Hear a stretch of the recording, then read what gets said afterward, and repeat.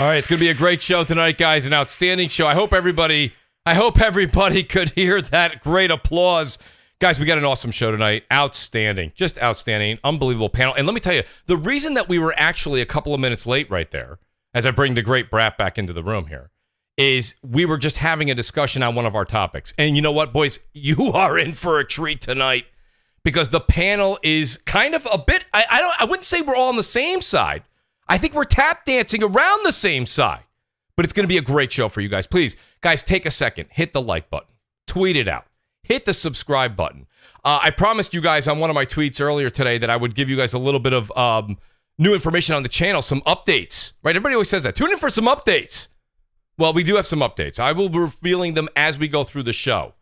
But there is going to be another podcast on this channel within maybe 2-3 weeks. I'm still working on it, but I do want to let you guys know that.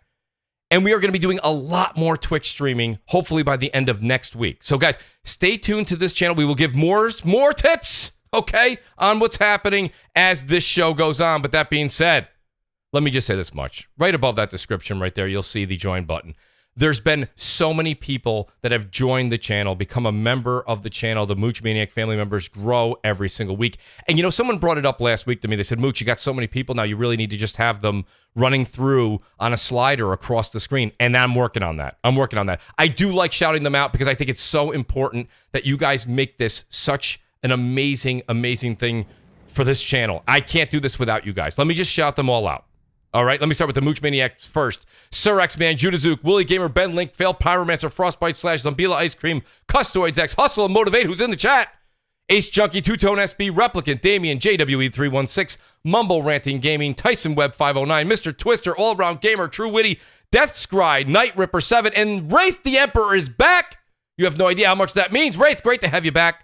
Our major Mooch Maniacs, Smokes 901, Bryant Carter, Tactical Gamer, That Guy Smitty, Humacast, Ice Queen Gaming, The Wise Old Gamer, 4-Star General, Sean Slomka, Brian B, a.k.a. Delirium Blades, and our VIP Mooch Maniacs, Marty Bison, Windingo Rex, Forkboy Gaming, MexJ88, Remarkable Knights, Rich Kreischer, Rated D Demonic, The Great Percolator 9000, and our honorable mentions. We missed you, Darkseed 80, Director Productions, The Great Wilmy Hood, and the Forever Mooch Maniac, Longshot 316. And, you know, like I said, a little tidbit here as well. I'm working on having in the description just below it in the next few weeks, I'll have Mooch merch. Okay? Shout out to I Am Deadbird, at I Am Deadbird, the great Wayne, who helps me design all of these great Mooch logos. And I will be having a special gift for all VIP Mooch Maniacs. So anyone who's a VIP Mooch Maniac, I'll be showing you what the gift will be. I'll be sending it out to you guys.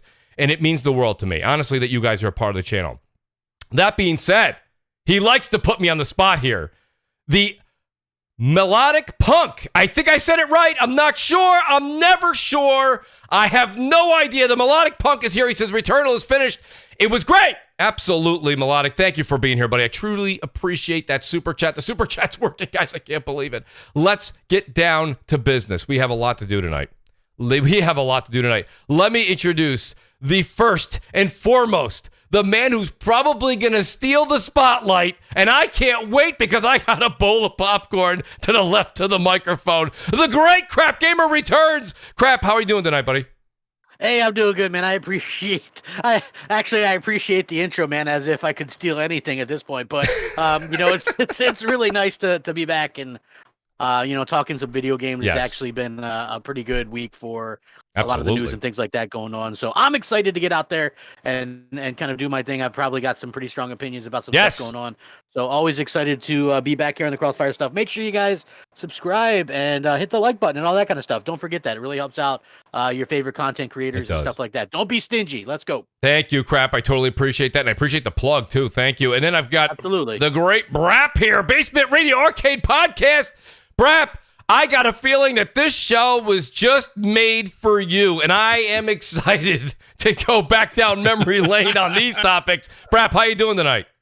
I'm doing great, Mooch. This is going to be a fun show. You know, we talked a lot behind the scenes about one topic in particular, and look, my perspective has changed, and this is why it's important to have dialogue. Absolutely, regardless of whether or not you agree with somebody, because you never know. You may learn something. You may end up agreeing with them. You know, that's why it's always important to have good dialogue regardless of Brad. difference of opinions. That's why we have these shows, you know, and it's something that we've been saying for a long time. Crap, and I've been saying it for the longest time, and that is that you gotta get out there, you gotta express yourself, you gotta put out your point. And let me tell you something. Sometimes you come into a podcast thinking one thing, and you leave the podcast thinking something completely different. So we're gonna get down to a lot of really, really interesting topics tonight, and I know that the audience is just kind of drooling to hear about them. But you know what? Between Mooch, Crap, and Brap, we had to have somebody here with a voice of reason. Somebody to actually ring the bell and be like, everyone shut up. I've got something to say. The great Eric Jackson is back on the show again. E, it is not only great to have you, but it's important to have you this evening. E, how are you doing? Excuse me. Excuse me there. I'm doing great, man. Thanks again for having me. Absolutely. I appreciate that intro. Always an honor and privilege to be on Crossfire. And then, great panel tonight. Thank you, E. I appreciate that. And then I've got a buddy here. You know, listen, this is a tough get because I got news for you. It's the time zones. They don't always work out. They don't work out. But you know what? He does this because he is a gamer. The man is in the news. Shout out to Mods for coming back on the show. It's Mods Gaming, who writes for lordsofgaming.net. Mods, welcome back to Crossfire, buddy. It is outstanding to have you back on. I truly appreciate you doing this show at 1 a.m. your local time. How are you this evening, a.k.a. this morning for you? Yeah, well, thanks a lot for the invite, first of all. So, yeah, I'm all good. Yeah, ready for, to talk all these topics and stuff, and all 11 of them. I'm not sure how long we're going to stay. But listen, I've got a cup of coffee with me, so I'll be good. So, yeah, looking forward to it. I appreciate it, Mods. And, it's funny. Crap gives me a lot of shit for this, too. But I always write about 11 or 12 topics. You guys know if you've been listening to the show. We generally get to about 3, maybe 4. Sometimes, and tonight might be one of them, we only get to 2 of them. We'll see what happens. But no, Mods, I will not keep you here till 5 a.m. your local time, I promise you. And, new to Crossfire and new to podcasting, he reached out. This is one of the things that I love about podcasting. And we've been doing this since 2014. Crap's been doing it before that. And, it's always great when someone says, Mooch, hey, you know what? I got a microphone. I've been wanting to voice my opinion. And I've been following this individual on Twitter for quite some time. Love his takes. Outstanding video, too, of showing the family gaming, too, as of recent. I want to welcome to Crossfire, Robbie Fox 1. Robbie, welcome to the show, buddy, tonight. I can already tell you're not bashful on the microphone. So great to have you here. And how are you? Hey, what's up? All right, so look, this is the good old boy from Mississippi. Yes. I don't know how many Mississippi gamers we got out there. You might be my first. Maybe. So look, I'm Robbie Fox. Look, I might be a first time guest, but it won't be the last time you hear of me. Okay, I'm just gonna go ahead and say that right now. I'm excited to be here, and look, thanks for the invite. Let's have a good show tonight. Completely agree, Robbie. Let me start. I'm going to start with Brap here because you know what? I almost feel like Brap is kind of like the ambassador of this subject, And then I know that Crap and myself will be joining in, and he's going to have to ring the bell or throw the white towel in from the side of the ring. Listen, let's start. Brap, let's talk about this, okay? I'm not going to use the words media bias. I don't necessarily think that we can really use those words. I want to just say the gaming media, the influencers these days, because actually the influencers have kind of trumped over the gaming media themselves, but they continue to push Xbox. And there was a certain thing that happened between IGN and a few folks that we all kind of picked up on, and I'll read a few of those things in a few moments.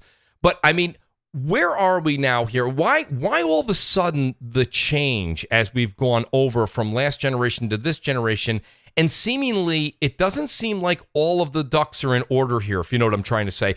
Xbox has got its pros, it's got its cons. PlayStation has its pros and has its cons. Yet it does seem like the media, for the most part, not everybody, okay? We cannot speak in absolutes on the internet, folks. We just can't do it. You might want to do it, but you can't do it. What do you think, Brap? What's actually going on between what you're reading, what you're seeing, and just the amount of popularity that you're seeing from the gaming media and influencers on the Xbox front? Yeah, so I think, it's interesting. I think some of it has to do with the fact that, like Xbox is one, I think, look, I mean, they poo-pooed last generation, right? It just wasn't a good generation for them. And they come out this generation, they launched the Series X, the Series S. They Game Pass, they bolstered Game Pass. They got a Sony published game, the Sony developed game, first party game. From San Diego Studios onto Game Pass day and date. So that was big. Then they got things like then they got Outriders day and date. Yes. Then then the $7 billion acquisition of Bethesda. So I think those moves creates this like level buzz that you just don't see with Nintendo and Sony. Even though that you could argue Nintendo and Sony as it stands today is putting out better content. I don't think anybody would argue that point. That from a first party perspective, we know that Sony and Nintendo are going to put out quality games. I mean, that's just not even, I think, up for debate. I think it's still up for debate whether or not Microsoft can kind of pull that together, given their track record. I think they can potentially with some of some of the talent they have. Right. So absolutely. I think some of this, like what we're seeing, this excitement, if you will, is because, like we said this before pre-show, it's just sexier to talk about the what ifs of Microsoft because of where they came from or where they're potentially coming from, and the big moves that they've been making in the industry with some of these big acquisitions, the new studio acquisitions, the Bethesda deal, which was massive. We've never seen a deal like that big in gaming before. And I think the what if of what does it mean for Game Pass? What does it mean for gamers? What's next? Now it's like, okay, Battlefield 6 is going to be Game Pass day and date, or what third party game coming out is going to be day and date? Who's Microsoft going to drop the bag on? And so I think those conversations are more exciting to happen than what we already know about Sony and Nintendo. Like we know that Sony and Nintendo are going to put out great products. We know their consoles are going to be great. We know their first party games are going to be great. I think from the media perspective, that's not really exciting, and that's not really going to draw people to want to click on their websites. Hey, the one thing that Brap that you were saying, you and I before behind the scenes here, that I want to hear the audience's opinion on it too, is I agree with you on the fact that you're saying this is kind of new, it's sexy, it's the hot look right now of saying this is what Xbox is doing that's outside the box, right? Where Nintendo and Sony are still staying quite traditional, right? I think that's, I hope I'm not paraphrasing or speaking for you, but I think you'll agree with that, right? Is that your point you're driving home? Yeah, I think to an extent, but because Xbox is making these big moves, and it's like, holy shit, they just bought Bethesda. Like, right. No one would have thought that. I mean, who would have thought that? If I came on CrossFire a year and a half ago and said, Mooch, Microsoft's going to buy Bethesda, you'd be like, Brap, you're right. Hey, I love you, but you've lost it, right? Yeah. You might want to put down the Miller Lights a little bit, I mean, but I think that's part of it. I think that it's that conversation piece that is just more, because like think about Nintendo. When does the media ever really hype Nintendo? Yeah, I mean, like how many? They really don't. Do you see a lot of articles about Nintendo? But Nintendo is killing it. Nintendo's the market leader right now. They have the hottest selling console. They have Game of the Year contenders and first party titles. Their games are selling gangbusters right now.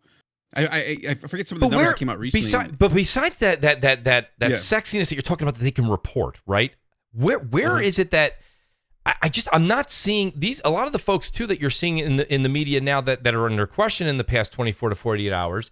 These were big PlayStation guys last gen, and when it comes down to it, when you go to ask them a question, you say, "Well, what game are you playing?" Oh, they're like, "I'm playing games from back in last generation. They're all on Game Pass." But here's my thing. They were also critiquing those Xbox games from last generation. So now they're saying they like them because they're in Game Pass, but they were kind of shooting them down last generation. The whole thing is a bit of an oxymoron. It doesn't really hold water. It's a little it's interesting because, and I know you're referring to those two gentlemen and the timing of their tweets. And one guy said, hey, I've been playing Xbox every day, and then has his gamer tag open to the public, and someone pulls up his account, and you see that in fact he doesn't play Xbox every day. No, he hasn't played in like 2 or 3 weeks. Right. It's like that's a little like that kind of stuff. Like I'm like, okay, that's a little suspect. And the issue I have with that, by the way, is that as a media type, you have, I think, like people have a certain level, I think, of trust.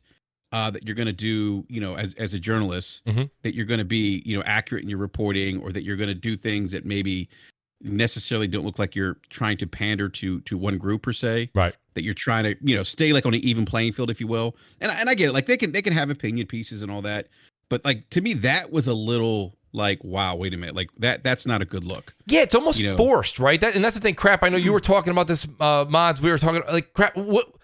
Doesn't it seem a bit forced?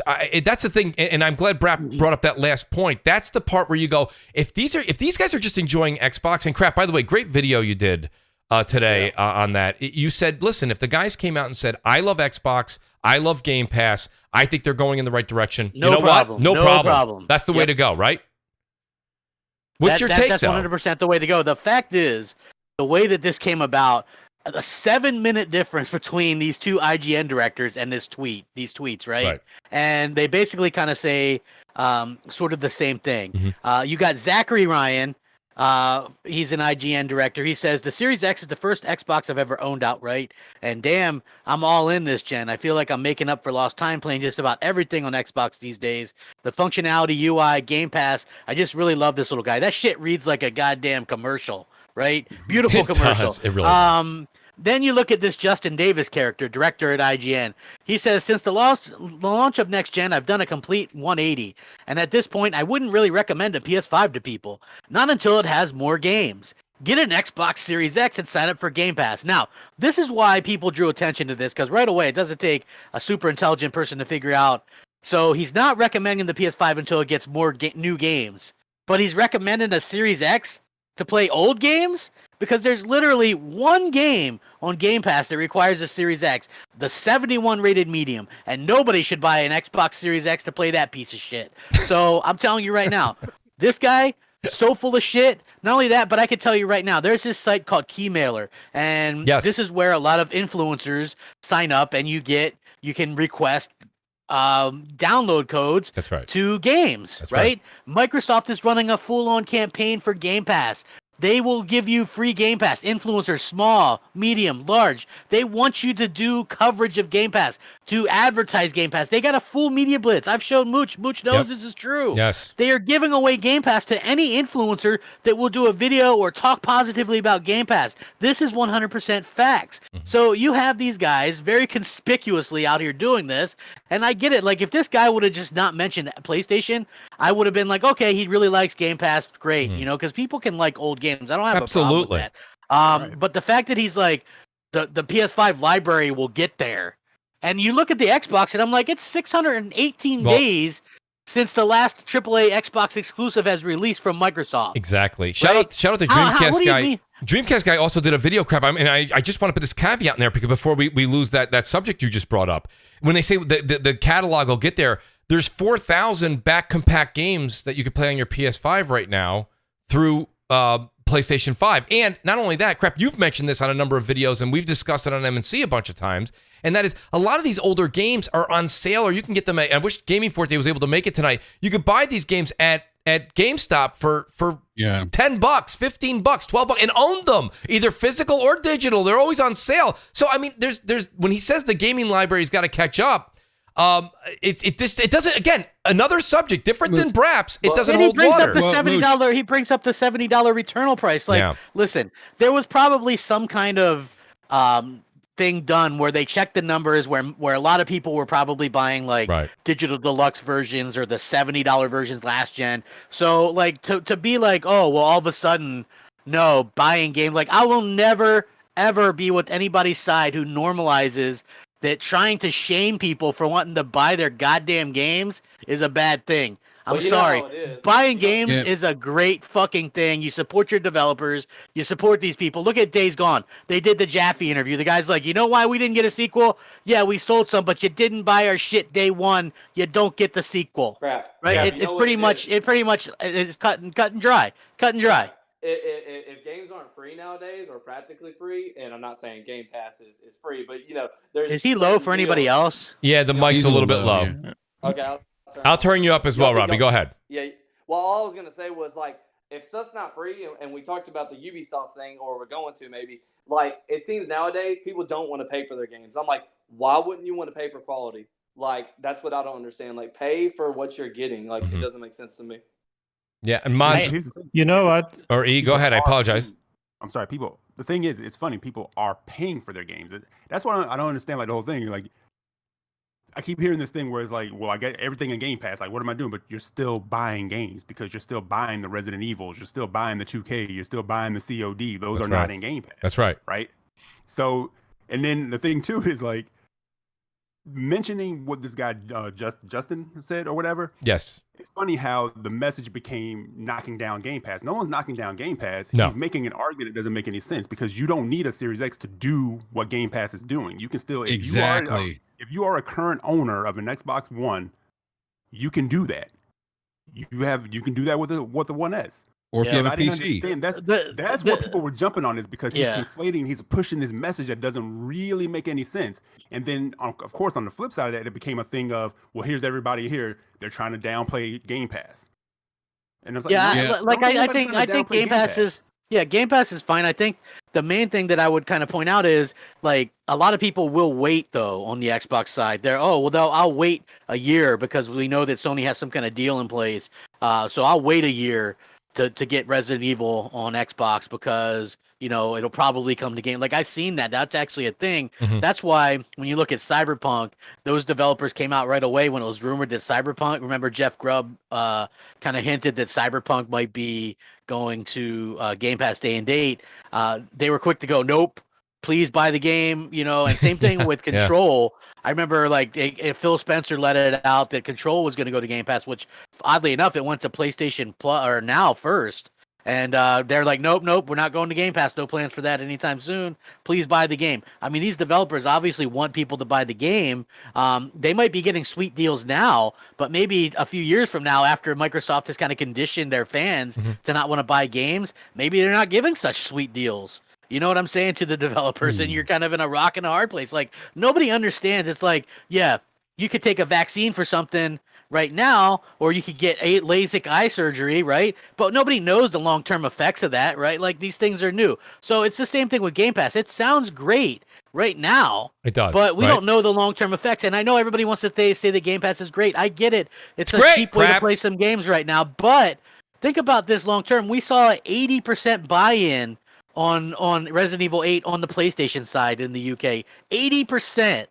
Okay? We saw a 78% on Hitman 3. We're seeing like a 90% on Nier. Like, the people on the PlayStation side are buying these games at an 80% clip compared to the Xbox side. Like, at what point are some of these developers going to think, damn, it's not even worth our time to do it? Like, this is why I think that it's so easy for Sony to get the ex-Bungie developers to do that multiplayer game for them, to get Jade Raymond to do an exclusive for them, to get Square Enix to give them Final Fantasy VII Remake. If I'm Square Enix, I'm not in a hurry to put Final Fantasy VII Remake on Xbox. Why? Nobody's going to buy it. They're going to wait for it to go to Game Pass. Meanwhile, it sold 7-8 million copies on PlayStation. Like, I want, if you're a developer, you want your money. You want to be paid for the job you do up front. Like, that's just how it is. And so anybody that's like, I think Game Pass is fine for a certain type of gamer. For me, it doesn't really make sense. I'll never wait on something that I really want to play, right? Like, if I have the means to get it, I'll get it. Yeah, crap. I get it. Like, you were making quite a good point with the fact that, like, developers wants to be paid, right? Mods, PC Master Race. But the thing is, like, whenever a developer is putting a game in the Game Pass, they are getting paid by Microsoft, right? So it's kind of like, yeah, it's not like, oh, you know, developers are losing money by putting their games on Game Pass, right? So, you know, we don't know the deals yet, though. But and the other thing that I would also point out is, I know. Listen. I know we don't know the deals, and Microsoft will never reveal them, right? But exactly. Like, at the end of the day, if developers were not getting paid, you know, enough, they wouldn't be putting their games on Game Pass, right? Well, first of all, it's really the publisher's decision. If you're talking about, like, Outriders, that was completely Square's idea. Like, there probably was next to no. I get it, but you know what I'm saying. What did People Can Fly say after it was announced that it was going to Game Pass? They said, "Please keep your pre-orders. Please keep your pre-orders." Right? Yeah, they want to sell their games. They want to sell. Same thing with MLB The Show, right? Do you think Major League Baseball, or, you know what I'm saying? Like, they probably saw next to no sales. Nobody even knew the game was coming to Xbox for the most part. I'd wager that. And so they're like, hey, let's get it on this. Let's get it on this Game Pass service where people can know that we're there. Like, I don't think that it's like, and I think that they are offering sweet deals to these indies and stuff like that. But I think the thing that will be tried and true will be if they get something that's major right in there. Like, Outriders ended up being kind of a buggy mess. Ended up really being mid. You know what I'm saying? Like, we'll have to wait and see what they do, man. If they can land something that's big, and, like, what's big these days, I don't know.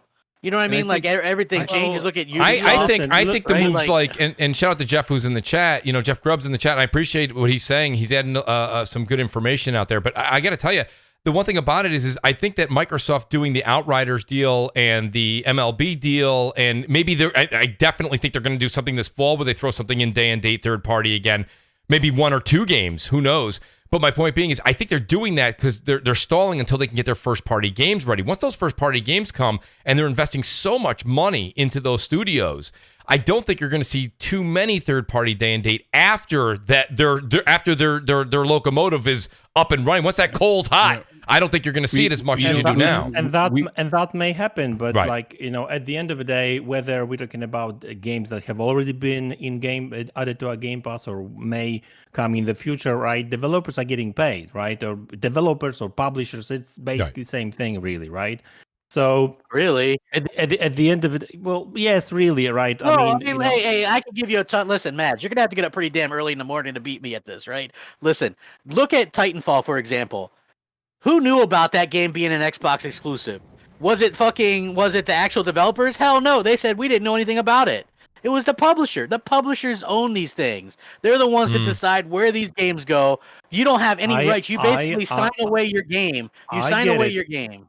I get it, but my point is that like when you're talking about publishers, right? So if they own all this thing, I mean, they all kind of own developers, and you know they are actually financing game development, right? So they are making decisions that make sense. So whenever a game is being released to in Game Pass, then obviously it's up to publishers to actually make a good deal, right? So at the end of the day, developers are getting paid anyway via, a publisher pays them, right? And publisher is getting money from them, Microsoft. Either way, if it was such a good deal, everybody would go run in to do that, though.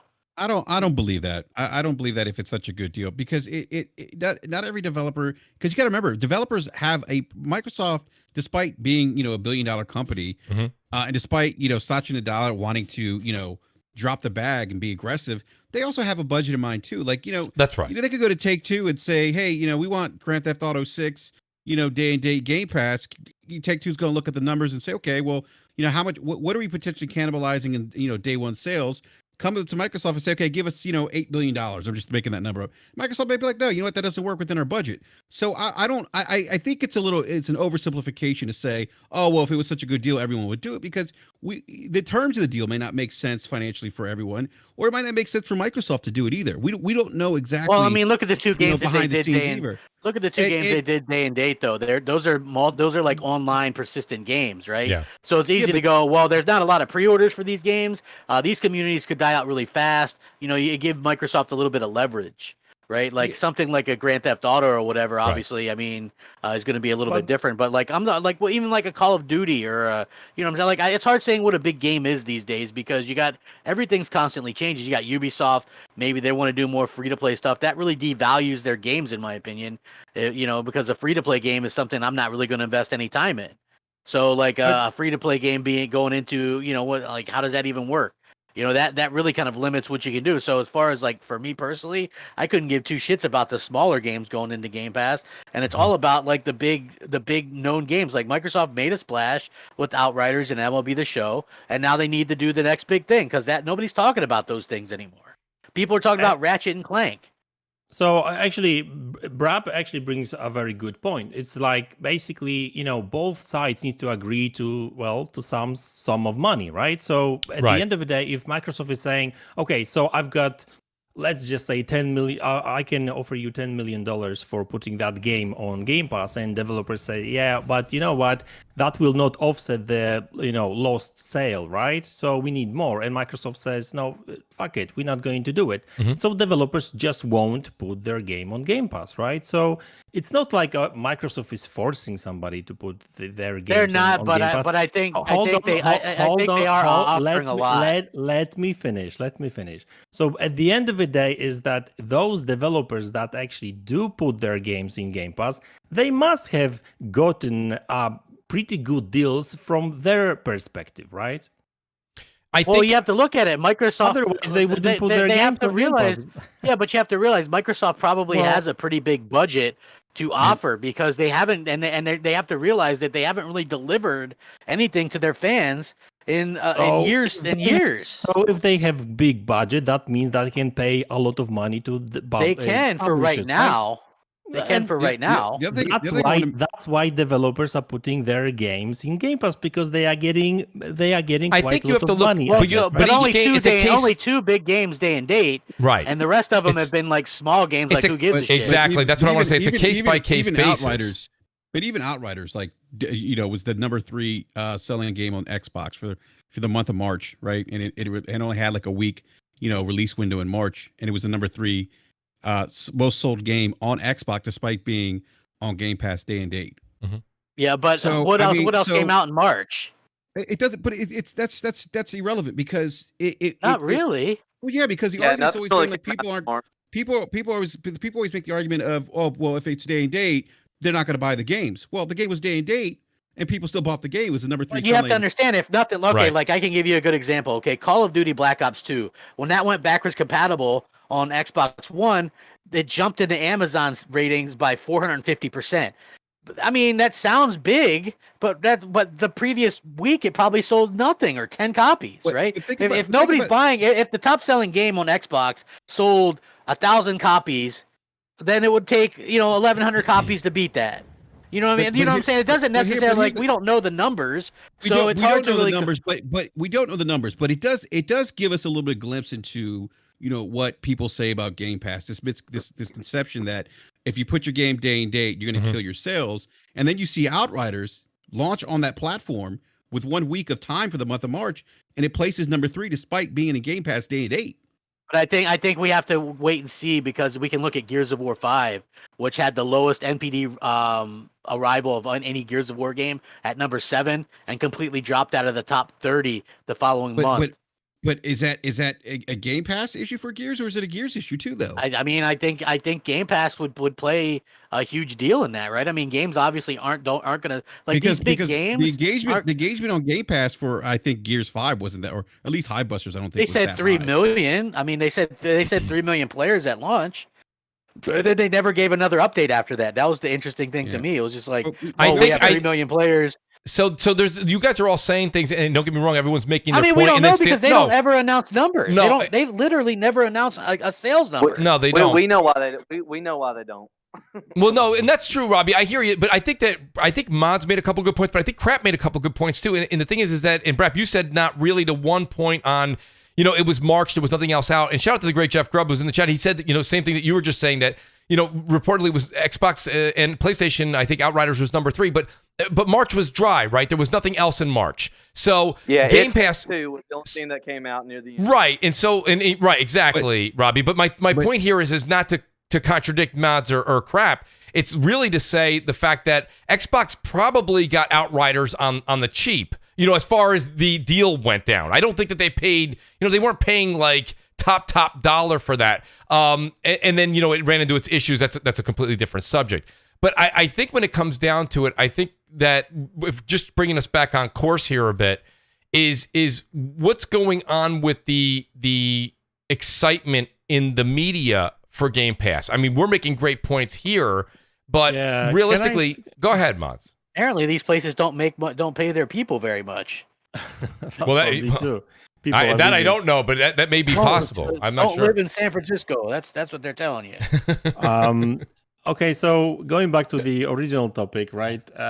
Well, I think we get Brab actually brought quite a couple of interesting topics, obviously, but the thing is that I think, and obviously that's just my opinion, is that last generation for Xbox was really, really bad, right? I mean, it started terribly, then it was all right, and then obviously they finished with pretty much like no games. I mean, we got like Gears, Forza, and they couldn't even deliver Halo last generation, next Halo, right? Mm-hmm. So that was really great. However, so right now we've got Xbox, and despite the fact that they still haven't delivered those first party games, right? These people, the media people basically are seeing the whole investment in Xbox, right? They are seeing the money behind it. And I get it, right? Some people will say, well, you can spend, billions of dollars, but you don't necessarily have to deliver, right? I mean, we've seen that, in many, areas of life and stuff, right? But at the end of the day, what they see is that, okay, so Microsoft means business this generation. They are going to compete, right? So I think what is happening is they are kind of like trying to warm up to like better Xbox coverage, right? Because they cannot really. I mean, they are kind of positive about all the Game Pass and all the acquisitions and that kind of stuff, right? But obviously, with this big push towards the new studios and stuff, the games will come. The a lot of other stuff is going to be coming. Because like if you actually look at what's going on with Xbox, it's like they keep dropping like news, all kinds of news, like every other day, to be honest with you. So there's quite a lot of good stuff to actually cover, right? And all these media people actually see that, right? And also I think it may have something to do with the money, because like, listen, I know that there's quite a lot of talk about media biased and that kind of stuff. Obviously media was biased towards Xbox last generation, people were saying, right? But I don't believe in bias. I mean, yes, people have bias. Yeah, it's right? natural. But it's in everybody. Yeah, everybody has. Obviously, I prefer to play on PC and Xbox. Other people on PlayStation, other on Nintendo. That's right. That's totally fine. That's right. However, I think what's going on is that with big Xbox push towards gaming right now, these media outlets see money, and they know that Microsoft is going to be spending a lot of money. There it is. Mods. Outstanding. On advertisements, right? Outstanding. And I think that's the main reason, right? They know Microsoft will be spending money mods, because they will be releasing games, they will be promoting those games, they will be paying these outlets for advertisements as well. Mods, and you're 100% right. And I think if this was a courtroom, the defense would have said the defense rests, because you just said it. And that therein lies the truth. And there's a few people in the chat saying, hey, this guy that works for IGN, he's getting paid. No. He's not getting anything from Microsoft. He's not getting an envelope at the end of the week from Mike. No. That's not happening. What it is what Mods just said, right? That's not happening. What's happening here is there's money going through, and it doesn't matter if you're talking about sports or you're talking about what it is. Like, I'm a Mets fan. You guys know that, right? The Mets are endorsed by WB Mason. They're an office supply place. They actually expand. They do even more than that. So if you ask them, hey, ask Gary and Keith Hernandez, okay, what they think of Office Max. I'm like, no, man, you go to WB Mason. Okay, so my point being here is that I think what Mod said is right.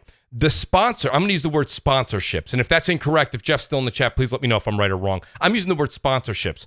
Microsoft is sponsoring a lot of things. It's a lot of things like Crap was just saying, where if you're any kind of influencer, you can get 3 months of Game Pass now if you do a promo or you do a video. They're not saying it has to be positive, but they want you to do a promo or a video on it and use it for 3 months. They're giving that away. They're definitely doing a lot more advertising. They're definitely doing more promotions with certain folks.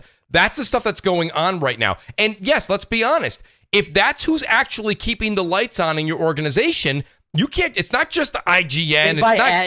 Here's the thing. Like, Mooch, also like they buy ad time too. That's if business. you ever go to IGN, you see maybe Game Pass ads all over that place. Microsoft is buying ad time there. That's what I mean. Here you go, IGN. There's the Microsoft truck. You know what I'm saying? We've got 5 new Series X's to do reviews on. Oh, they just gave us a boatload of codes. Yes. Or you know what I'm saying? Oh, they just gave us. They just gave us razors to play xCloud. You know what I mean? Right. Like, we got a new gaming chair. No, razors or whatever the hell them things are, right? It's the razors for your phone. For your phone. No. Hey, we just booked a deal to get Phil Spencer an interview. You know what I mean? Like, this is all stuff that and it's driving. It's just like, I don't really believe in coincidence. I don't think it's like bias per se, but it's like, business. It's they're making money off this stuff, and why not, right? Listen, YouTube has taken over to where a lot of these places are kind of irrelevant. People would rather get their news from a place that's gonna, you know what I mean? There used to be some kind of integrity with journalists and stuff, but why would people who feel a certain way about a product that they love, why would they go to a place that might tell them something they don't want to hear when they can go to a YouTuber and drop super chats and all this kind of stuff and get told what they want to hear, right? Like that's basically what happened. We don't have any kind of journalistic integrity. Look at what happened at the beginning of last gen, right? You got dudes from IGN. They were taking pictures of themselves in bed with the PS4.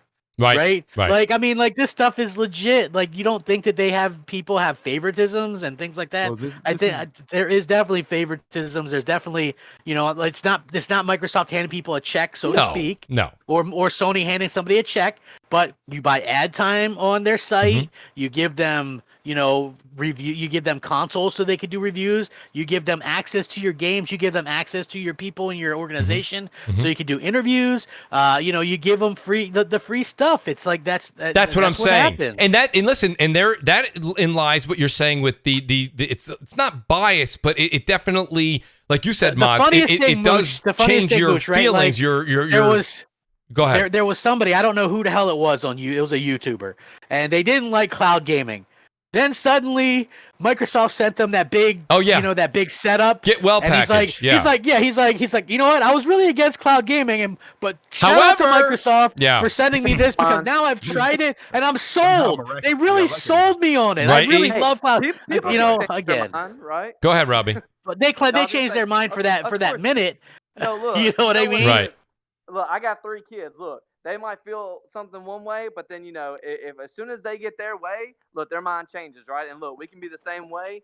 Someone gives you a little something on the side, look, all of a sudden. It's human nature. My perspective's different. It is. And I got a couple super chats here that are really tying in here. So shout out to Fat Nuts, first of all. Everyone loves the name Fat Nuts for the $4.99 super chat. He didn't write anything, but he just donated. Appreciate that, Fat Nuts. Quick Killing says, if devs want full control, then self-publish the games. They know the risk of publishing deals. Too bad, from Quick Killings. Game Knobs, I believe. He says, and this is really funny here. He says, Jeff Grubb told me in DM chat, Back for Blood is coming day 1 on Game Pass. And then he says, hashtag Greasy Aquaman. Jeff Grubb comes back and says, at Game Noobs, it's store brand Aquaman. Get it right. So shout out to Jeff Grubb. Outstanding sense of humor. Royal Boyle 78, he says, Crossfire, my guy Mooch, my guys E, Brap, and Crap. How you all in the chat? And I hope you're having a great evening. Always here to support the channel. Mooch, let's go Mets. Absolutely. I think we're on like 7 or 8 games straight. Magnum Visuals comes in with the $5 super chat. He says, the thing is that PlayStation and PC's install base sets the bar of profits, whereas Game Pass has to match or surpass that number in order for devs to profit. Okay. That's something, Magnum, that I would have to go to a Mr. Jeff Grubb on, or somebody else who's in the business that would know maybe a little bit more about the financials behind the scene. But I do want to say, and then shout out to Jeff Grubb. He did come back again. He has another mention in the chat here. He says, I have no idea about sponsorships. He goes, I'm on editorial and I have zero involvement with advertising. I literally don't know who pays our bills. He said, however, Sony did just send me a $2,000 TV for this week for testing. And, that's the thing. So, when it comes down to it, that's a little bit different, I think, Jeff. And Jeff, if you're more than welcome to join the show, Jeff. I think that's a little bit different than when you say, okay, listen, there was a period of time where a lot of the gaming media sites, there's a struggle out there. There's a struggle. It's a tough business to be in. And like you said, when you're getting, I'm using the word sponsorships. If I'm wrong with that, whether it's product or testing or this or that, however the money kind of comes in, advertising, you do tend to say, well, let's be careful here. Let's not completely, again, I'll use the Mets as an example. They have WB Mason all over the place. Again, that's office supply, shipping, etc. Like, they're not going to tell you about their bad experience when WB Mason delivered a filing cabinet that landed on Keith Hernandez's foot. Right? They're not going to talk about that, and he had to go to the emergency room. They're going to say it was a great delivery. The product came, and even if it had a dent in it, they'll say, well, they returned that one and brought me a brand new one the next day. My point is that that's what we're kind of seeing, and that's why I actually appreciate, I'm not just saying this because he's here. I've said it on other shows, and I'll say it again. I appreciate the Jeff Grubbs of the world because Jeff's out there, you know what I mean? He's telling you right there, I don't know where that check comes in from. I'm just telling you how I feel. And that's why I think the influencers, I think a lot of people come to I'd like to say our show, other great podcasts out there, and that they come for the truth. There's definitely no influence coming from Sony or Microsoft on this end of the microphone. That I can tell you, it's 0.0%. So, I mean, when we tell you something, it's how we're feeling about the game. It's how we're feeling about the service and how we're feeling about the company. I didn't want to go on and on and on too much on this particular subject here, but I mean, because a lot of people in the audience, Mooch. right? And I do. Before we do leave, though, E and Robbie, did you guys have a chance? I know Mods and Crap, myself and Brap really got our point across. E, did you have anything that you wanted to kind of speak on? Yeah, it's something I've been saying for years, and I know Brap has been beating the drum too on the whole media bias thing. I say, first and foremost, stop putting journalist titles on all these people. They're not all journalists. A journalist is a very specific thing. That's something that someone does. They dig, they find the story, and they present the story to you. A lot of these people who are just like talking heads on Twitter, they're like the ad people. They're doing things to push like certain narratives because guess what? Self-preservation keeps the lights on. I need a job. This is how we do it. And the fastest way to do it now is to come out and trigger you and push your button so that way you come back to us. Right. And it worked. Look what happened this week. The narrative flipped. I watched Xbox guys who since 2013 have been screaming about how biased IGN is now beating the drum and defending them. And I watched PlayStation guys say, no, they're not biased at all. Pissed as hell. It worked. Yeah, they always say Mooch. It's funny. People give me a lot of crap. We've been keeping the same energy the whole time. All you have to do is look at what happened with Digital Foundry. They found that this little idea that gamers care about that extra pixel, or that extra blade of grass, and you could get a shit ton of views. You could get a shit ton of, you know what I mean? Absolutely. You could get a lot of people checking it, and that's what happened. So last gen, there were much less Xbox fans out there. I can tell you that right now. There was one fucking Xbox podcast. It was BGST. Yeah. Right. And people were calling us refugee camps and shit. We were the ones that they took the hits for that, right? But at least at that point in time, they had exclusive games. So to me, it was worth it. Mm-hmm. But then you look at things, and the IGNs of the world and the other places of the world could say something great about PlayStation while knocking Xbox, and you would get the Xbox supporters in there to defend Xbox, and the PlayStation supporters to shit on them and go, "Good job for writing this. It's the truth," right? And now it's like, Microsoft didn't fail as bad. I mean, like to me, there'll be nothing. Like, I don't give a shit about. It's great that they have this feature and that feature, and they bought this studio and that studio. But until they actually deliver some goddamn games, it's pointless. It's fluff. It means nothing. Real quick, how do I sound, guys? Do I sound any better? Well, hold on. That's my fault. The reason you're so high now is I pumped it to 200%. Try talking now. Yeah, sorry. Okay, how do I sound? That's a lot better. Look, can I tell you what it was? I literally had it plugged into my phone, and my headset was not compatible with it. So I was it was picking my voice up from my phone itself. I was going to say, because I talked to you on Discord a couple days ago, and you sounded fine. I was wondering why it was so low. But I do want to say something real quick. The great Jeff Grubb, he did say, and I'm trying to look for it right now, and I apologize. I'm looking through. I'm scrolling. He says, oh, here it is. When we were talking about the difference between the media and what Jeff is doing on his end with his company, he says, he goes, the thing that's scarier is what's scarier than upsetting sponsors? He says upsetting gamers. He goes, if gamers can prove you're being swayed, it's lights out. Jeff, outstanding point. I don't think a lot of people really think about that. That's why the perspective from your world, and I'm just saying, Jeff, you in that influencer media's position, it's so intriguing to a lot of us, and not many people will do what Jeff does and come on shows and talk to us and let people know what's happening, because it stops the false narratives. And that's the one thing I really truly respect about Jeff. Percolator 9000 says Robbie Fox needs us to be turned up. We fixed it. Percolator, we fixed it. The great Sir X Man's here. Sorry guys. That's all right. He says they have improved xCloud so much that I'm running on my cellular data when I'm at the mechanic shop for 4 hours playing baseball. I love it. So, well, Sir X Man playing baseball, I'll tell you this much. I'm actually going to get a chance this weekend to test out. I don't think I'll be doing the whole xCloud, but I will be trying the remote play from my Xbox Series X while I'm on the road for a few hours tomorrow. And I'm going to try it out. I'm going to play a little Warzone, and I'll give you guys an update. I really will. I'm going to be God's honest truth on it. Sir X Man comes back. He says they have improved xCloud so much, no lag. Sir X Man, I've talked to a lot of people using xCloud. They say it's a lot better, but I wouldn't go as far as to say no lag. I think that it's. I tried it. It looks like a bunch of pixelated garbage on my screen. Mooch, that's just me, though. So. Yeah, image quality is terrible. Yeah. I played Outriders, and it's definitely really janky on xCloud. But I want to just piggyback on xCloud or something. is that Outriders? It's xCloud. Well, it could be Outriders too, right? Come on, man. It could be Outriders. No, it was definitely xCloud, because the jank was there, and it's not there on like PC or console per se, but definitely xCloud. Like I get it. Throw that PC part in there, Brad. Oh, he's always you know, got to PC's plug best, PC. Best place to It's play not- it's games. not I mean, like- it's not like Rob that on- got used to It's not like that on 144 PC. hertz that he's like, you know, like he's not I really mean, happy with Mods, 30. Mods gets it. He understands PCMR, right, Mods? I mean, you know the deal. Somehow I believe Mods before I believe you, though. I don't know why. What's a PC?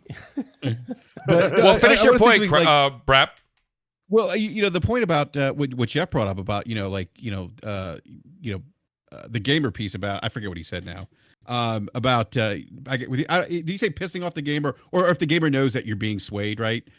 I think that's kind of like what the IGN thing what kind of was raised my eyebrow a little bit, was that like we're not dumb. Like the consumer now is very smart, and like we are informed. Yes, we have, because of things like the internet. I think podcasts like this, gamers are very savvy these days. Yeah. And so like the media types, I think, got to be a little bit careful, because you don't want to paint that image like you're being swayed, or you don't want to say something that clearly we could look at that and be like, wait a minute, there's major inconsistencies in what you're saying here, like with regards Once to people think your integrity. Sorry, Brad. I was gonna say, once people think your integrity is gone, like what you say, like it almost like just falls on deaf ears at that point. Yeah, You know what I mean? yeah, absolutely. So anytime you speak out, when you may have something, credible to say or pertinent to say, people are gonna be like, you know what, he's probably full of it, and that's not good. I don't think that's good. There'll always be people to pick them back up, though, because as long as they're saying what they want to hear, they'll still. It's always gonna be like a back and forth. Like you're gonna have the ones that will go in and figure it out and find it, and then you have the ones that are like, oh well, they're saying what I want to hear, so no, he's fine. He's doing what he needs to do. You know what I'm saying? It's weird how the whole thing like plays out and balances out. It's crazy. It's like we said, man. It's like WWE. It's like these guys just did a heel turn. It really is. Is it really? They did a heel turn. Well, you know what I mean? I want to talk a little bit about games here, guys, for a bit. I want to get into. I just want to point out one more thing real quick with that, because there are people that obviously go well with their particular favorites. You can have a favorite. Colin Moriarty, clearly hands down a PlayStation guy. Mm-hmm. You know what I mean? Like nothing wrong with that. You got the guy from IGN, Shaggy, whatever his name is, clearly an Xbox guy. So there's nothing wrong with that. I think that the problem starts to lie with when one of them has been one way for so long, and then suddenly start like Game Pass. But it's free. It's the bee's knees. Don't buy a PlayStation. Hung out and went camping. I want to co-sign on that a little bit, because think back. There's last year, year before, someone like Brian Altano had started talking about that way before it became popular, because he said hands down, he there was no denying, like he preferred playing on the PlayStation, right? That's right. Yeah. And I think when Red Dead Redemption 2 came out, he was like, "Yo, this is crazy. I'm picking up an Xbox because it definitively." Yeah, I remember seeing that. Yeah.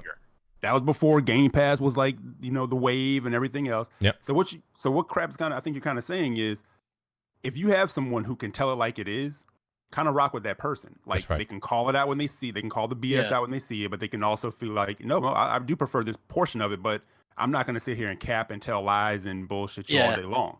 Exactly. It's Don't always look at the guy that just showed up today like, hey, like you said, this is beautiful. It's like, well, it is. Last week you said something else.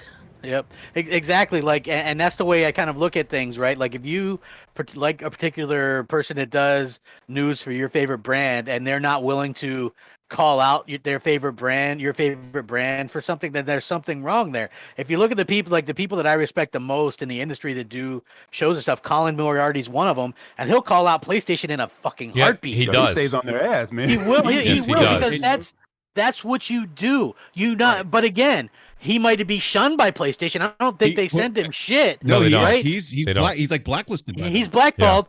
But again, he's on their exactly. He's still on their ass. I would trust someone like that as opposed to someone who's like, man, I really love Xbox. Hey, Microsoft, thanks for the free fucking Xbox. You know what I'm saying? I'm just saying there's just something to be said for that because it is proven. And I can tell you this 100% right now myself. I made a joke about the Titanfall devs closing down after they made green discs whatever aren't sexy or whatever, and I said, well, maybe they'll close down their business or whatever or something like that.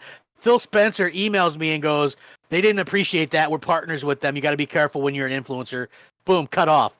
Brand Outdoor has a video about it. I'm not really sharing anything that's not known. He did a video about Crackdown 3 being Microsoft's own fault for sucking, they cut him off for a while or whatever. You can't say shit bad about Microsoft and still expect to get stuff from Microsoft. If you're getting stuff from Microsoft, if you're interacting with Microsoft people on air, it's because you are promoting them and you're not going against what they want you to talk about. And that's something that a lot of people won't share. But I mean, that's a factual video that Rand Outdoors done. That's why I could mention it. And that's factual thing that happened to me with Titanfall 2.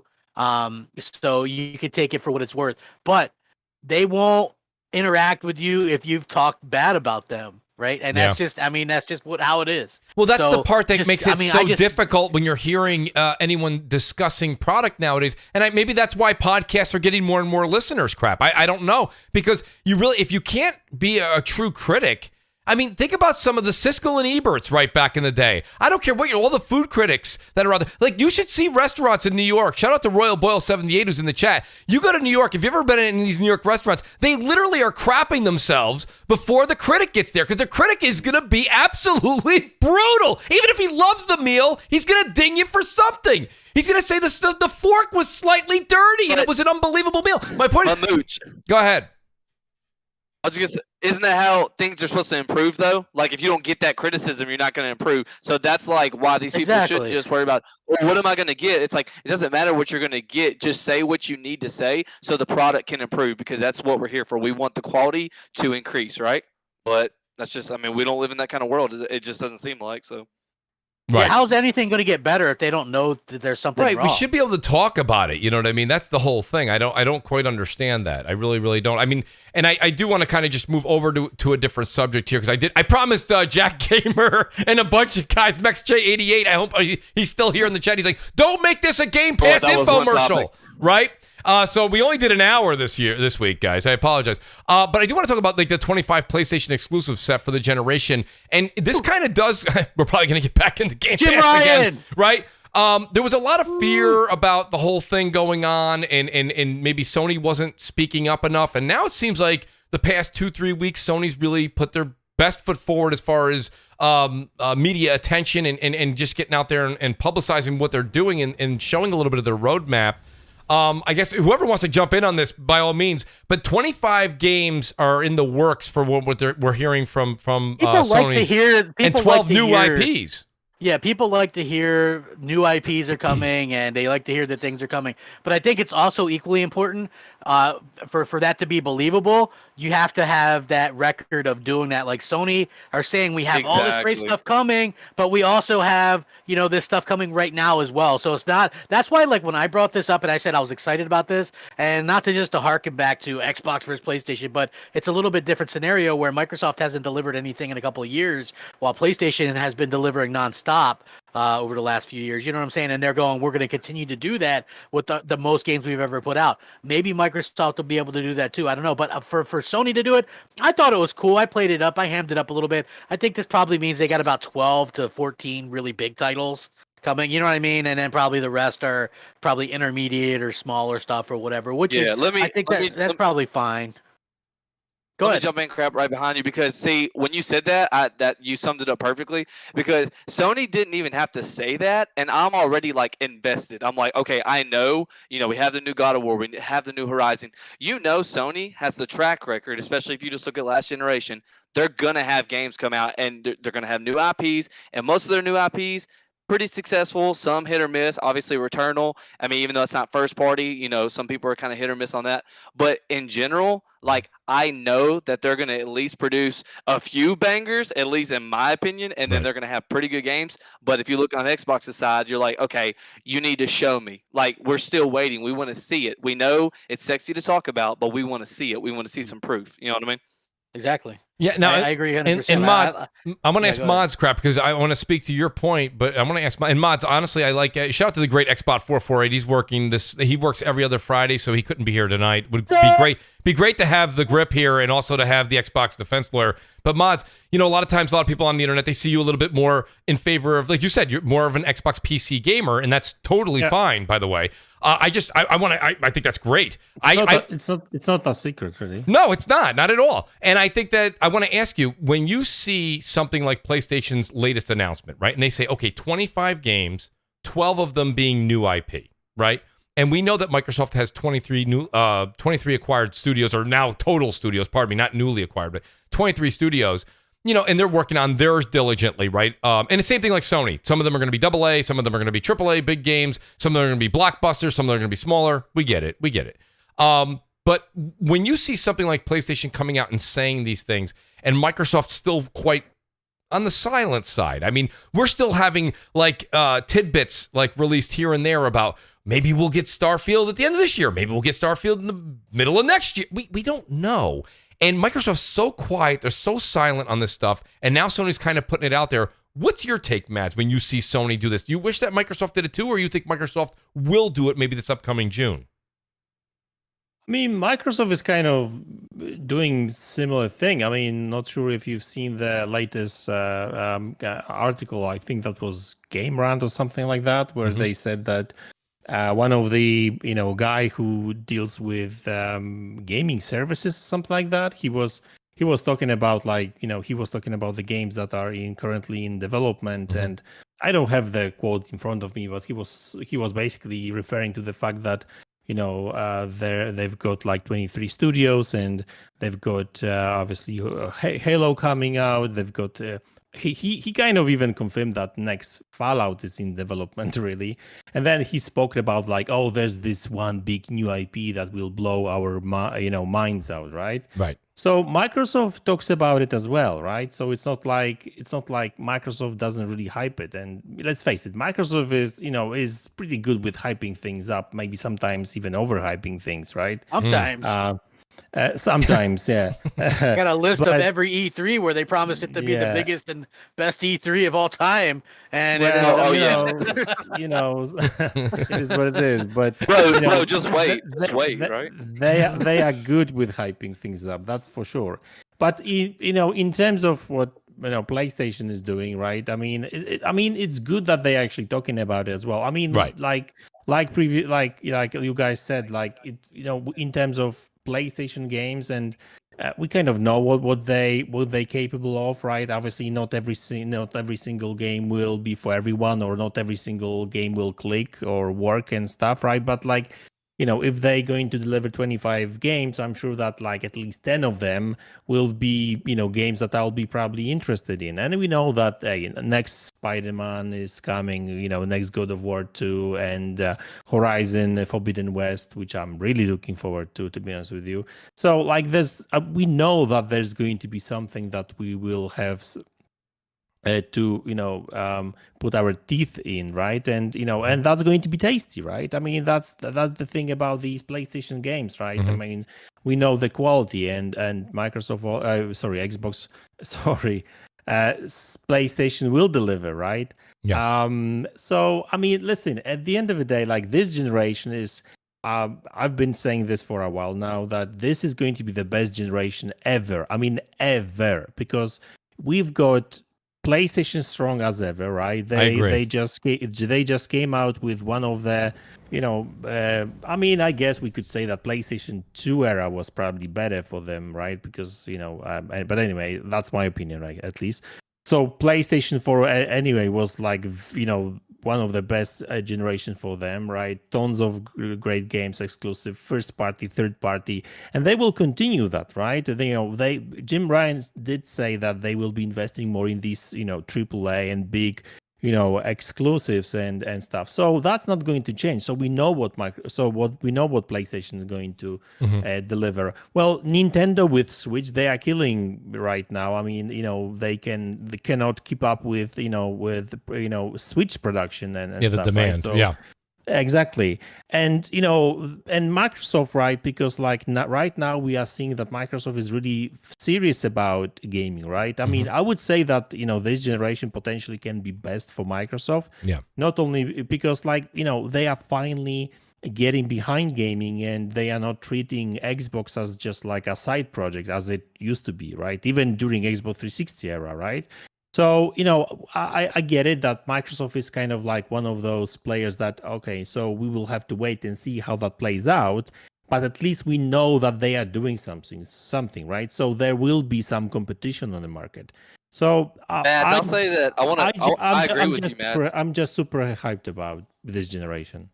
Go ahead, Robbie. Well, Maz, real quick, I just want to say I agree with you because your point of that this generation could just be the best ever, and I don't like to speak in absolutes, but because I've never in my life owned an Xbox or wanted to, but this generation, I'm like, like I have the PS5, got it day one, but I'm like, I kind of do think I want an Xbox, even though it's obviously I'm like in the future, hopefully they'll get some really good quality games, but I've never wanted to do that before. So now I'm like, I want to have this PlayStation. I want to have an Xbox. Dude, I will say even this, right? I mean, you don't even have to own an Xbox, right?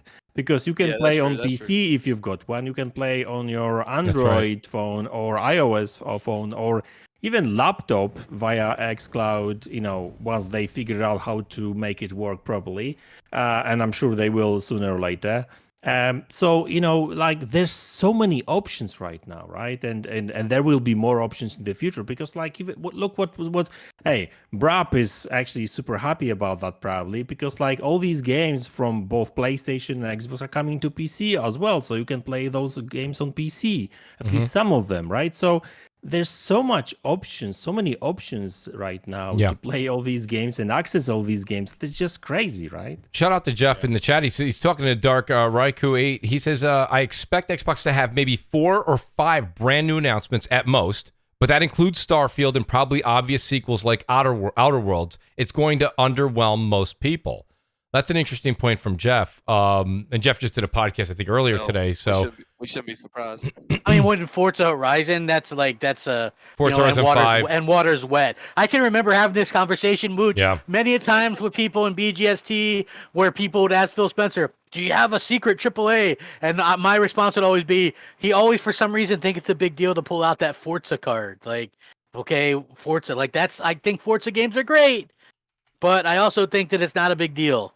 You know what I mean? Like that's the excitement the big on problem, it is dropped. Yeah, the big problem for Xbox has been Forza, Halo, Gears, Forza, Gears, Halo, right? Right. It almost seems like Xbox and Underwhelm should always go together. It just goes together. Well, listen, lowered expectations has been a thing. Like whenever they announce something, whenever they announce something, some kind of event, I always go lower your expectations because I can remember when they were like, we're gonna show off the first gameplay of Xbox Series X. And it was that footage with Greenberg where it looked like it was a potato camera and he had that refrigerator behind him and it looked terrible. I mean, God, this is a guy that's probably making $1 million a year and he can't afford a better camera than that. Not quite that much. I don't think, you know what I mean?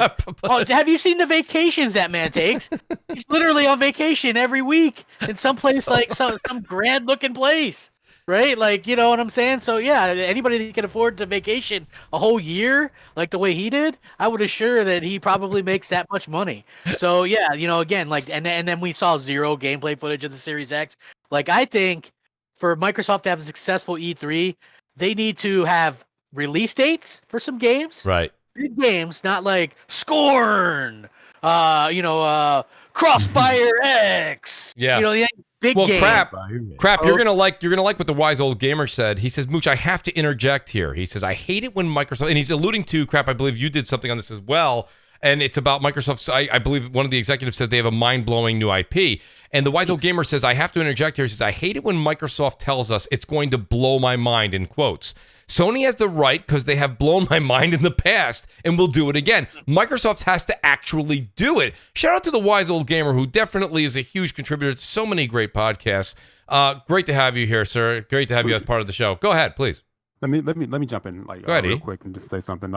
I'm kind of in a position where I think this generation, Microsoft's probably in the best position they've been in a long time to actually make some moves. I just think it's going to take a while to get there because what people, I won't say people forget, but I think what you're seeing from the Sony side are the fruits of their years of investing in their studios and building a culture around them, right?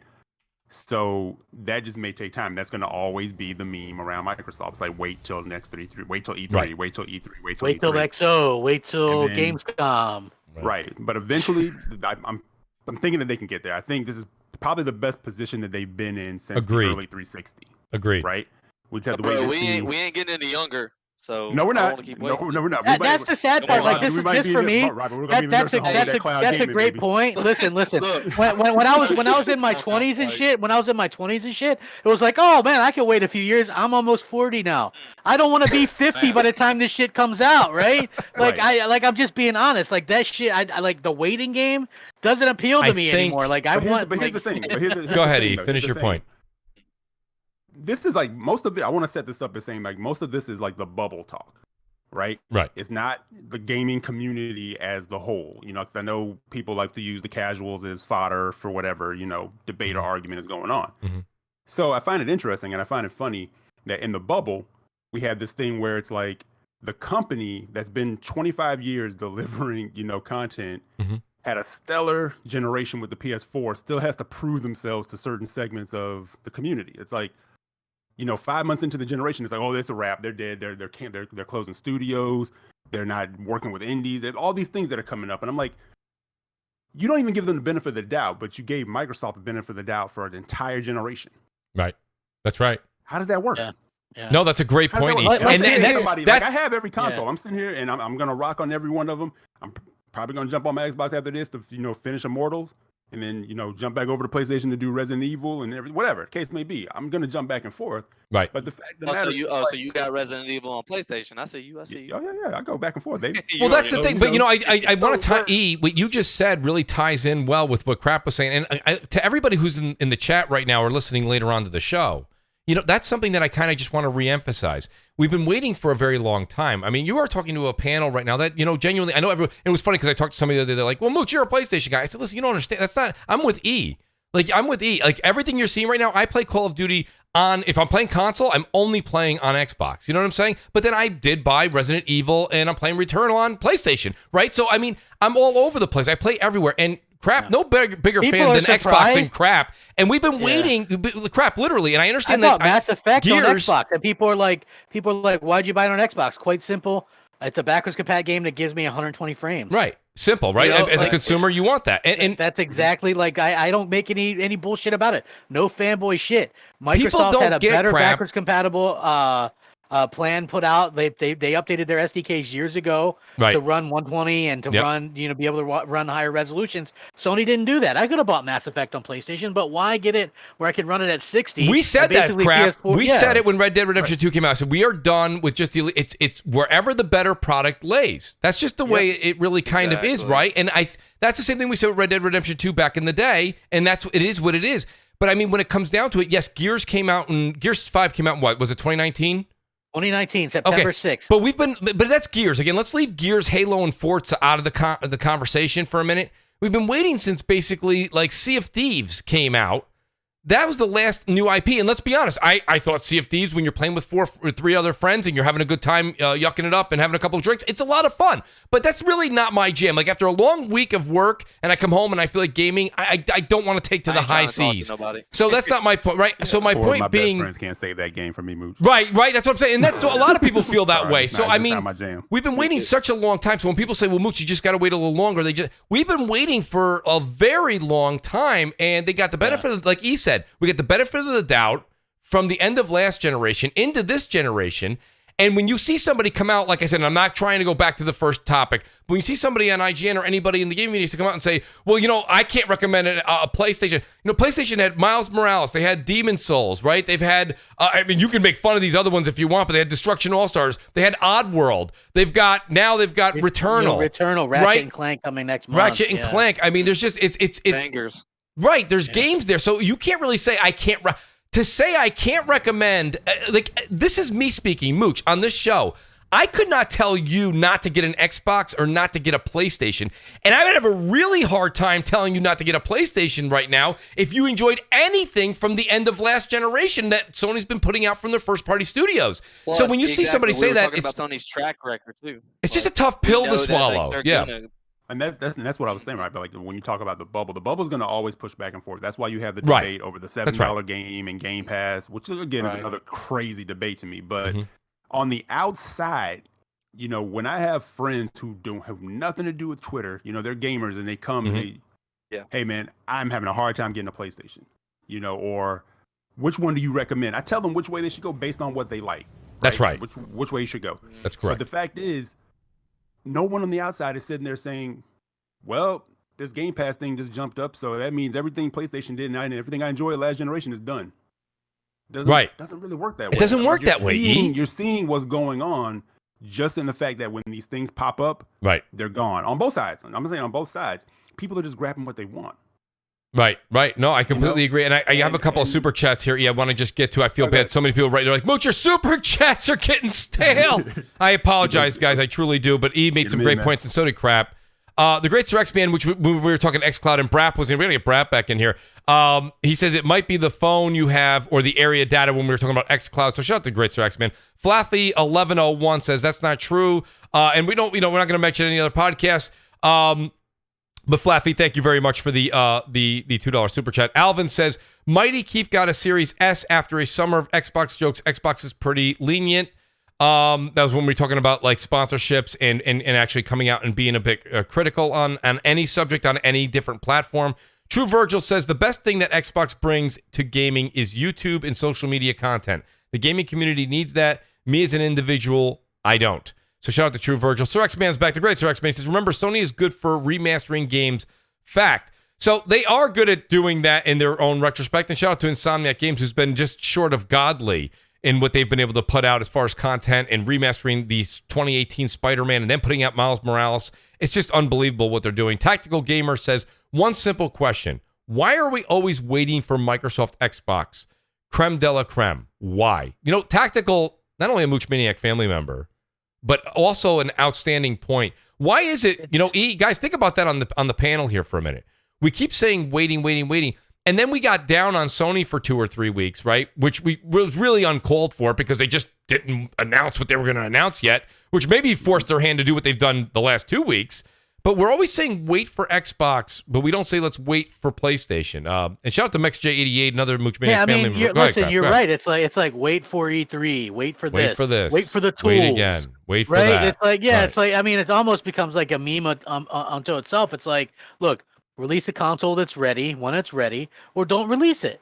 So you know what I'm saying? Like basically, I always kind of looked at that where people are like, the Xbox is so much more powerful than the PS5. It's going to do this, and this. And here we are 6 months later. Yep. And it's like that meme where he's like, well, we're waiting. We're right? Because waiting. we haven't seen that shit yet. We saw Resident Evil 8 have a couple spots where it was a couple frames faster, and most of the new games, all the games load faster on PlayStation 5. New games, by the way, not old games. But you know what I'm saying? And they're so close in performance and everything that it's kind of funny to see people kind of distinguish. It is and interesting. the way that a lot of people talk leading up to the launch of these things, the Xbox was supposed to really just take a big dump on everything, and it just hasn't happened. You know, Crap, I talked to people that were in the business that were end of last generation. They literally told me, they said, Mooch, you just wait and see. Microsoft's been quiet since 2015, 2016 on purpose. They've got an unbelievable bonanza that they're going to blast out the gate. And I got news for you. Hook, line, and sinker. I'm like, that makes perfect sense. I thought the Xbox Series X was going to launch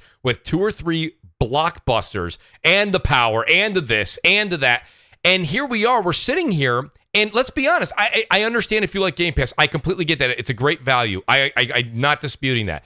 But what I'm saying to you is outside of Game Pass, I haven't really seen a whole lot of greatness coming out of the Xbox yet. And from where we've been waiting, I thought we were going to see the extravaganza that now we're promised 2-3 years from now. I thought we were going to see that in 2020. I do want to say shout out to MexJ88 who said to me, Mooch, please don't make tonight an infomercial for Game Pass. He says E3 predictions, Sony, more games, Nintendo, Mario and Indies, Xbox, Game Pass, and old games. MexJ88, I know where you're coming from with that, but I really do think, in the great Jeff Grubb here, he's telling you, you're going to get games. You're going to see something this June. I'm telling you, you're definitely going to see something.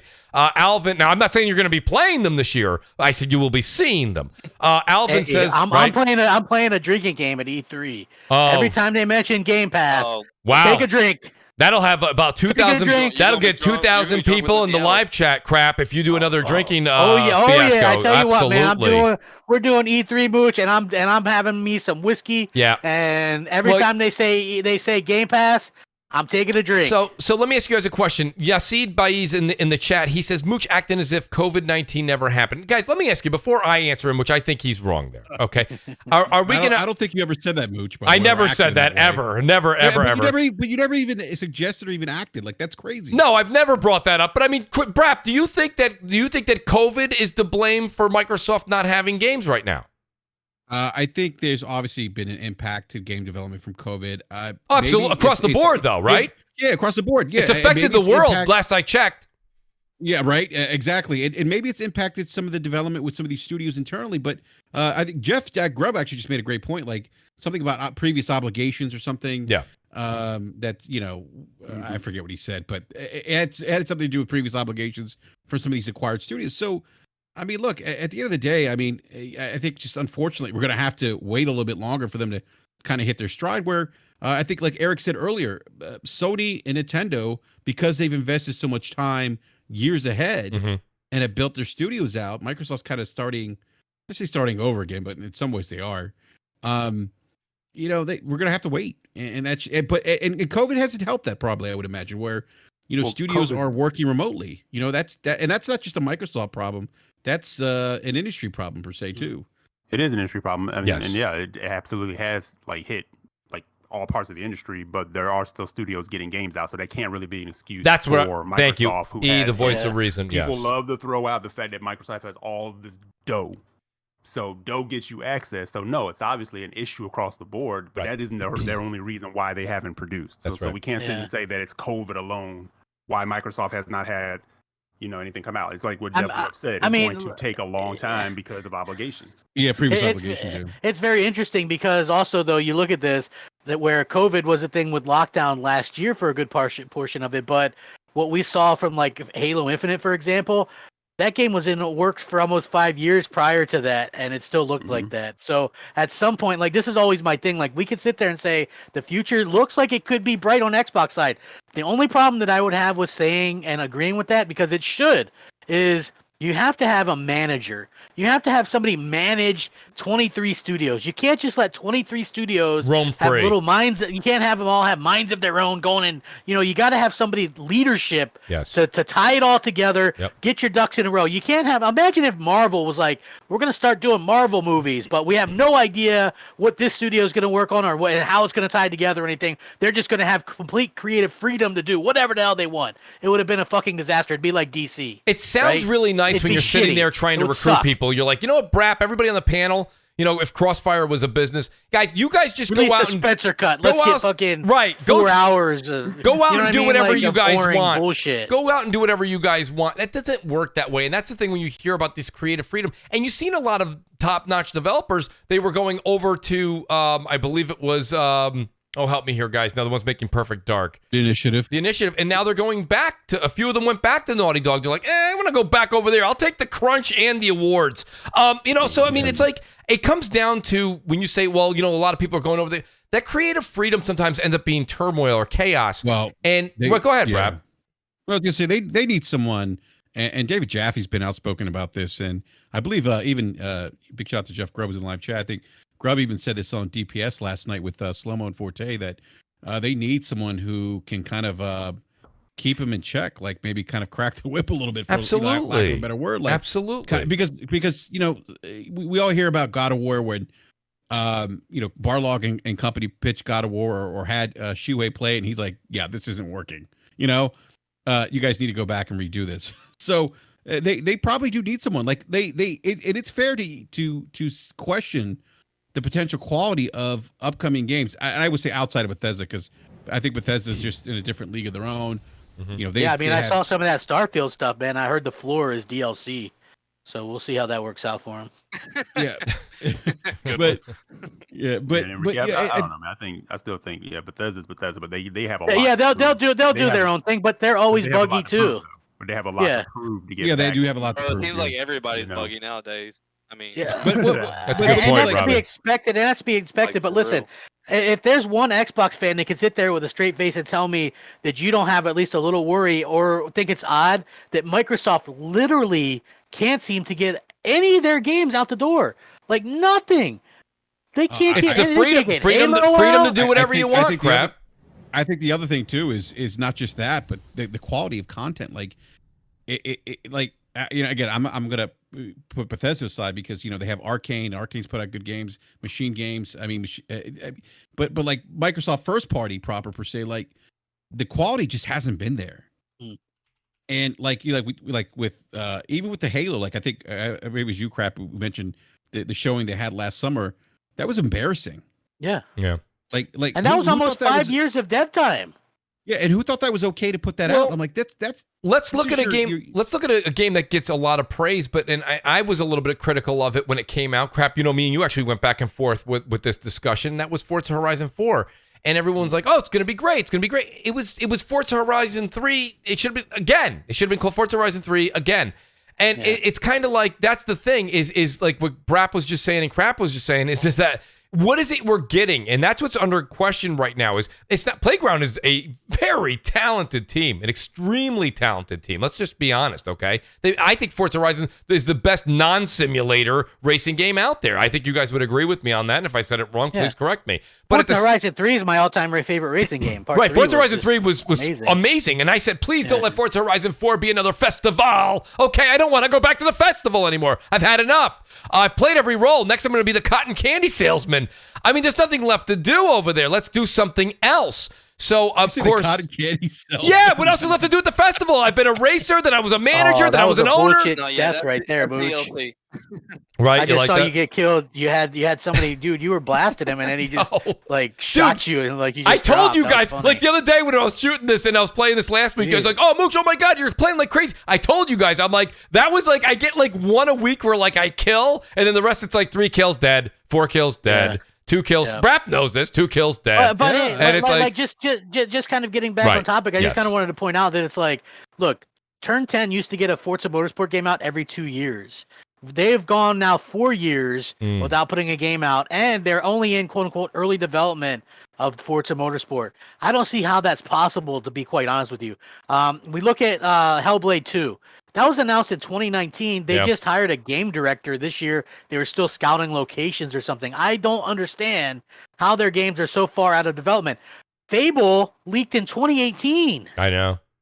You know what I mean? That like was 2018. Well, remember though, Crap, let's be fair though. When we did say that leaked and we were talking about it even back then, we were saying that the certain folks had brought the attention to Phil to do this, and then Phil said, "No, we're not going to do that game. I understand, but we're going to do this." That there's they just hired a lead writer this year. That's dragging your feet a bit, it seems. But again, I don't know what's really going on. I mean, listen, like that. This is the question that I have. Look, we all thought maybe the Initiative would come out with something, and Fable, and then like you had that one guy say that he's heard from internal people at Microsoft that there could be a next generation of Xbox come out before these games come out. Yeah, like I mean, like that's like you seriously have to question. Listen. Go ahead, that's Mods. all and cool, but do you really believe?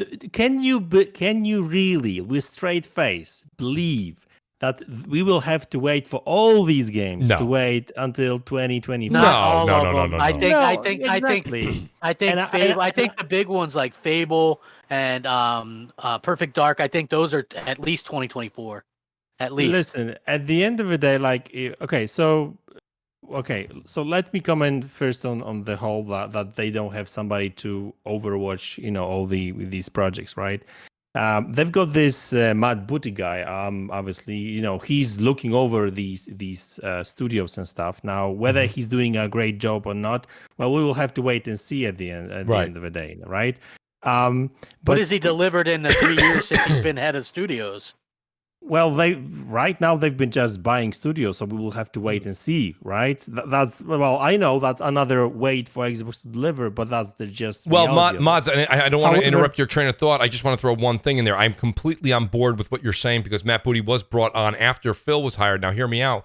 The only thing that I still think we can't critique Matt on the newly acquired teams. It's just too soon. But the one thing that I would say that Matt is kind of on the hook for is the what happened with Halo Infinite. Okay, he was there long enough before the launch of the Xbox Series X. I would even blame Phil Spencer for that, to be honest with you. Right? You can go there as well. Let's face it. I don't know. Somebody. I don't know, because I didn't see anyone really being kind of punished. Obviously, I'm not really advocating for like No. Well, there was the coconut game of moving people around in 343 though recently. Look, from the rumors we've heard that like Halo Infinite was at some point was supposed to be Unreal Engine kind of game, right? But then, for whatever reason, they decided that, oh no, that's not going to be good for the game. So let's create their game engine from scratch, right? So that's why we still haven't seen, and obviously somebody was making these decisions, right? Whether that's Bonnie Ross or, whoever is, absolutely. Or, Phil Spencer or, I guess, that kind of decisions needs to be made by somebody who works, in the studio. But either way, like, at the end of the day, right, we will have to wait and see what Matt Booty will deliver with those new studios. However, I wanted to point something out, right? I'm not sure if every single time you hear Microsoft buying some new studios, they talk about the creative freedom and that kind of stuff, but they also kind of focus on the fact that they want to leave those teams alone, right? They don't want to intervene, and I think that's the Microsoft new approach, right? They don't want to have anyone kind of. They will have somebody like Matt Booty that will kind of, make sure that everything is fine. But I don't think they want to have anyone that will lead all of those studios, right? And I think that even Bethesda kind of deal, like, you've seen what's going on there. I think they still want to keep the culture, right? They want to be kind of independent, right? Look at Obsidian. They talk about the same. Oh, they are so happy that Microsoft is not really telling them what to do, right? They are there to deliver, whatever they need to deliver the game. So, technology. Well, when you take an Obsidian mods or you take a Bethesda, who have a proven track record, to say that you're going to leave them independent, that's fine. But when you see the problems that are going on at 343, we see that small teams like Ninja Theory, and you also see teams like Compulsion Games, they may need a little bit of leadership. You don't know. I mean, I don't know that. I'm not saying they do. I'm just saying when you use the words, we always say Obsidian. When you go to the defense of it, you'll say Obsidian or you'll say Bethesda. Yes, those are proven track records, whether they had games that were buggy or not, whatever. They've made games that people adore. So I get that. But there's other teams that are having problems and they're struggling. And 343 that's their baby. I mean, that's their baby. Everyone always says, Naughty Dog, and we kind of gloss over the subject, but that's Sony's baby, right? I don't know what's up with 343. I mean, maybe it's I don't know. I don't know. Managing that kind of stuff, right? I have no idea. I mean, obviously there is an issue, or at least there has been an issue with 343. Who knows? Maybe that was fixed, right? But at the end of, like, if we're talking about like old studios, right, that haven't really delivered, right? We just talking about 343 because Coalition really has been delivering pretty good games, right? Not stellar games, but like good quality Gears games. Turn 10 has been delivering Forza games and on a very tight schedule as well. Playground Games, they were not really first party, developer. So, they just bought them. They had this Minecraft kind of, developer, forgot their name. So really, at the end of the day, I think that we can only, say that 343 they had some issues with, right? For some reason, right? Maybe it has something to do with that the studio is huge and that kind of stuff. And it's not only Infinite, right? We've seen what happened with Master Chief Collection, right? I mean, it was a mess. Absolutely. And they are just fixing it right now. So, look, I don't know what's wrong with 343. But I think that rest of the studios, at least the studios they just bought, and that we're talking about most of them, because prior to those acquisitions, they had how many studios? 5, 6? Yes. So most of the studios, I think they will be good when Microsoft will leave them on their own. And I think that's the plan right here. And that's fine. I don't know if anyone on the panel wants to kind of comment on that. I think that's fine, Mods, and I think you made a good point. I just want to say that somebody should have the balls at Microsoft to say, whoa, no bleeding edge. I would have just had those guys doing something, kept that in the garbage can. Like that's the point that I would make. You got to have people go in there and have the sack to tell these people, no, that's not a good game. There's two points to look at that. First of all, coming from our point, I agree with you. Last point to Crap's point, right? And okay, so you're kind of right. Maybe there should be somebody like that, right? To say like, okay, so this makes no sense because ABC, right? But at the same time, right, that's the thing, right? They are leaving them like free will, right? They've got that creative freedom. And the thing is like, right, even if they make something crap, right? But it's going to be like small side project. I mean, if it will fail, it will fail, right? But who knows? Maybe look at the Obsidian small game. I mean, I forgot the name of the game that you're thinking of. Grounded, but that game's already DOA too. Well, no, I don't see it. Nobody's playing. Nobody's talking about that. Yeah, well, yes and no, right? I mean, I wouldn't say like that Bleeding Edge is yet. Done, but Grounded is not completely done. I mean, listen, these survival games, they're kind of flashing the pan. They're flashing the pan on console. They're more of a PC thing. Listen, my point is just that Microsoft allows these developers to make some, kind of mistakes as well, right? But try imagine it out. If it works, I hear you, but imagine if that team, that 30-person team, instead of working on Bleeding Edge, they were helping with Hellblade 2. Like maybe that game would have been out much putting your resources in a better place. Like we you got to seen some gameplay. Yeah, like listen, like here that's the, and also like you made a good point, but you also not really, because I am a Gears of War fan, and like supposedly we were told they got all this extra money and they're gonna go do their own, take risks, and the risks that they took with Gears 5 were really bad. Like the open world seemed like it was really just a padded element to make the game last longer. The characters are boring. The jokes were bad. The microtransactions were the just mechanics haven't changed. $7 for a thumbs up emote. You know what I mean? $35 skins. Like this is a problem. So like if you look at it, and then you have the head of the whole studio leave, and then the head of the multiplayer portion leave. So I think that like the coalition has talent, but now look at what they're doing. It looks like Gears of War, because of their decisions, is now on the back burner. Like this was their top franchise. I can remember Next Gen 720 telling me years ago, I think Gears of War is the new face of Xbox because it was that hot. I think some people still think that. Yeah, but I mean, look at it. Like that game has really suffered thanks to being in Game Pass, because they really kind of casualized it and they really kind of tried to appeal to a small audience. They released a press thing that they're no longer allowing you to disable crossplay with PC because there's no players. Right. So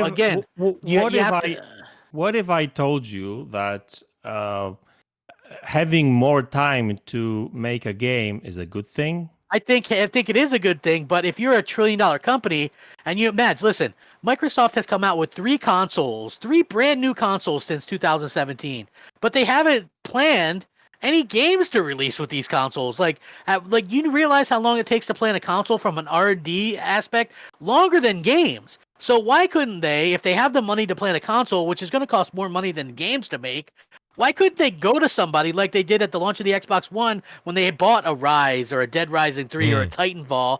Why couldn't they go out there and buy something so that people have something to play for a change? I actually agree with you. I mean, that was a dumb decision in my opinion, right? But I mean, they haven't had any studios back then, but at least they could make those deals with third-party developers. Listen, Titanfall is a dead franchise. Why not fund that game? Yeah. It did the first one did gangbusters on Xbox. Nobody even knew it was on PlayStation. I love the original Titanfall. The original Titanfall is one of the. I put hundreds and hundreds of hours in that, maybe even 1,000 hours in Titanfall 1.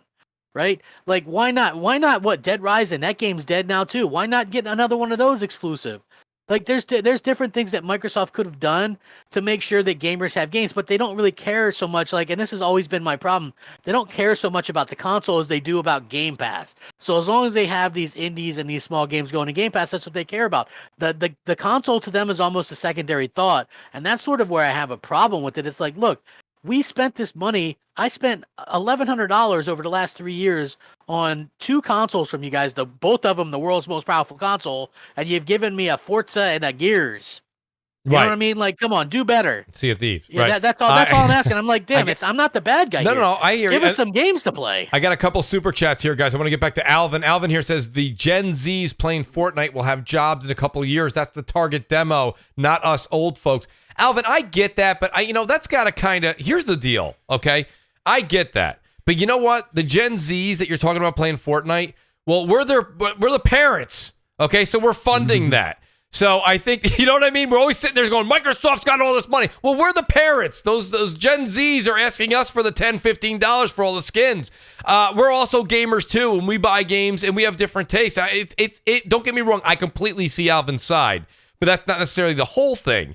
The Wise Old Gamer here, shout out to Wise Old Gamer. He says, this SC is in honor of, the super chat is in honor of crap back in the fold. He goes, when are you guys going to start M&C? I need you guys on Sunday. I'm starting to fall asleep at church again. I can see the Wise Old Gamer wearing an earbud in church, just laughing every time I say, great.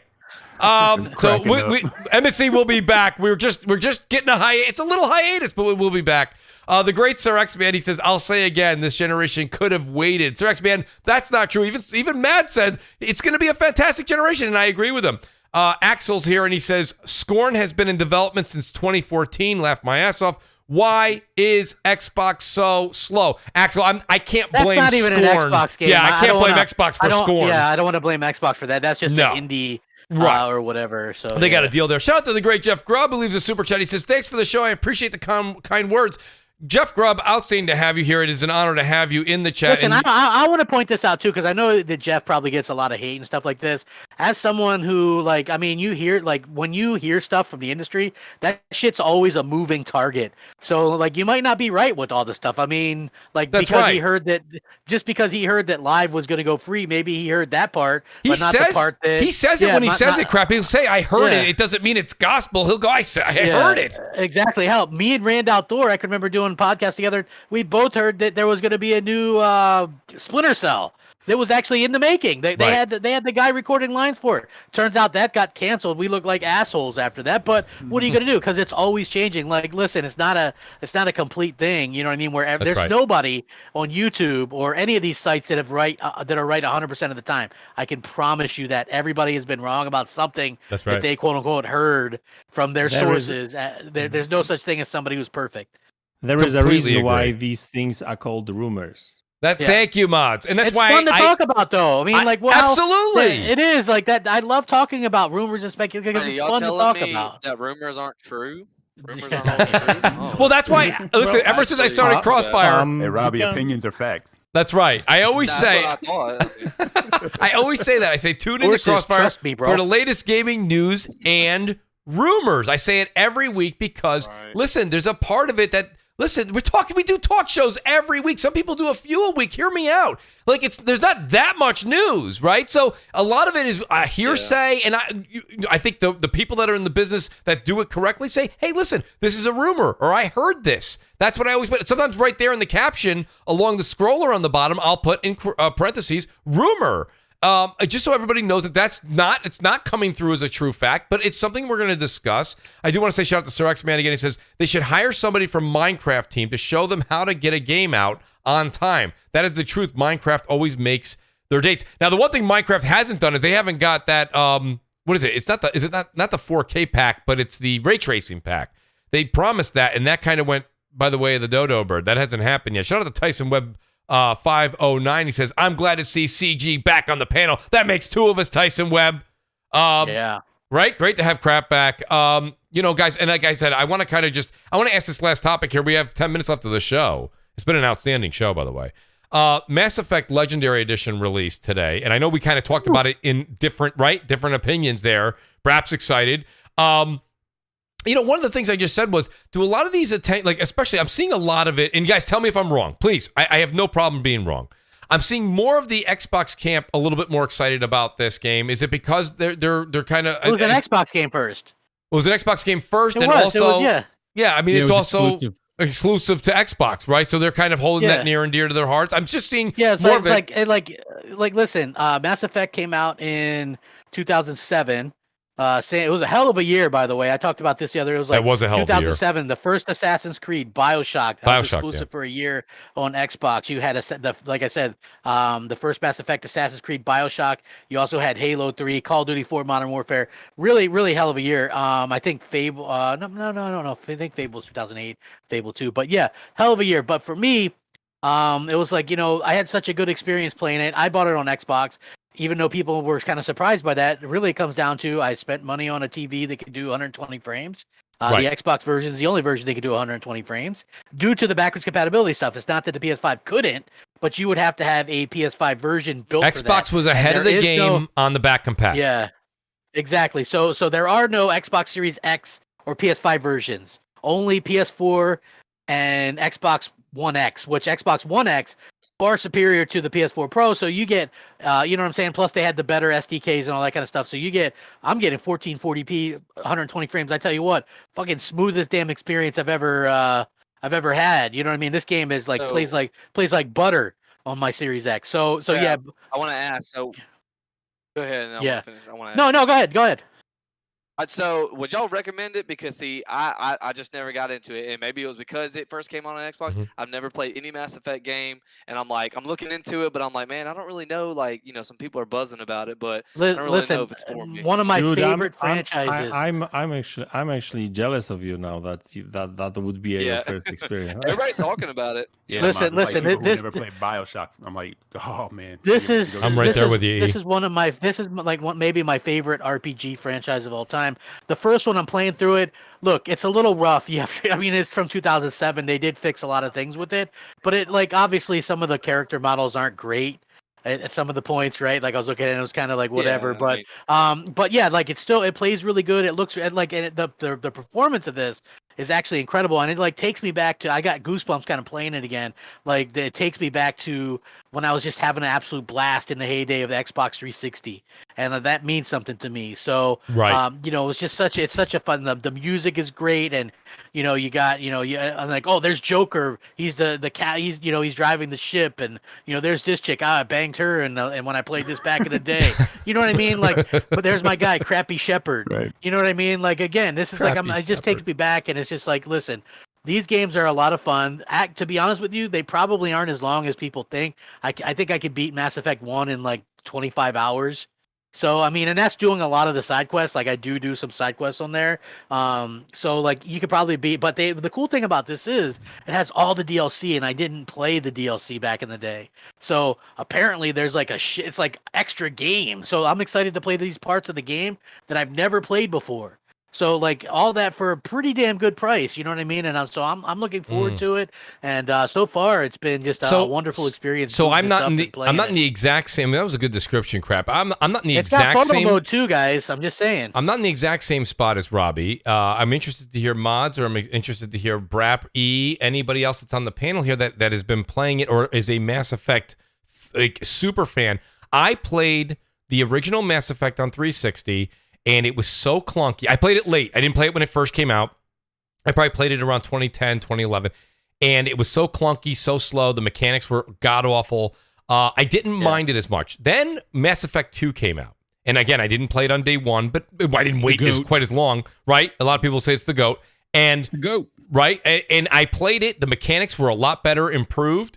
The problem I had with it was the immense amount, and this is my fault. You guys know, anyone that watches me on Twitch, I'm a collectible like lunatic. So I'm walking around, I'm reading everything. The reading in Mass Effect 2 is worse than writing a term paper for the first time when you're 15, 16 years old, right? You're like, how much reading? How many citations do I what have the funny thing is, Mooch? Please. Funny thing is, okay, Mass Effect 1 is very much more a traditional RPG. I think I like 1 better, honestly. Yeah. from the 8 minutes I played of each, by the way. So was the first Dragon Age, which I loved. The first Dragon Age was an amazing RPG. Then with the second Dragon Age and the second Mass Effect, they're both like, the entire stories are based around you getting companions and doing companion quests to get them loyal to you. Both those games are the same in that aspect. So I always thought that was funny. But yeah, both are great. And then the third one, a lot of people had issues with. Now the thing is, I played 3. I didn't mind the ending. A lot of people hated the ending. I didn't mind it, but I only played it through it once. So I'm excited to go like the other games. I'm kind of in Robbie's spot though. Crap, I haven't played. If you told me get into the story, I couldn't really tell you. I haven't played them. I really didn't. I dabbled. Well, to be honest, so BioWare did KOTOR, right? And they loved that. But then they were like, license and all that kind of stuff. They could just do their own space game, and they did, and it's fucking fantastic. I gotta, it's like going out there and like there's some adult themes. There's this, there's that. You upgrade your weapons. You know what I'm saying? It's really just a fun game to kick back and get kind of lost into. And you could be good or bad. You have your choices to make. They really just nail it. And that's the BioWare that I love, man. And it's like.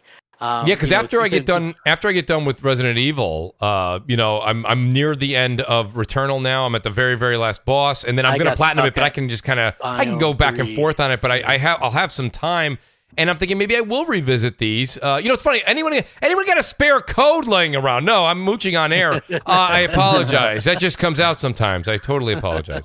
I can't control myself. No, I love it though, man. I love it. I think it's like, man, and if you've never played them before, I don't know, like the first one in particular might feel a little janky to you and a little bit. Is it still clunky. janky? Anyone who's playing on crap, are you playing through the first one or did you go right to the second one? I'm playing through the first one. Did you get this? Yeah, I did. I haven't started yet. Like I said, I'm about to finish. I can tell you the first one's a little bit janky. The first one's still. It is. I played it. I'll get to play old games. I'm playing new games. I ain't never played them before. It's a brand new game for me. It's still a little bit janky. I noticed, but it's like that's part. That's part of the charm. I'm sure the second and third are much better. Yeah. Mods, are you starting on the first one?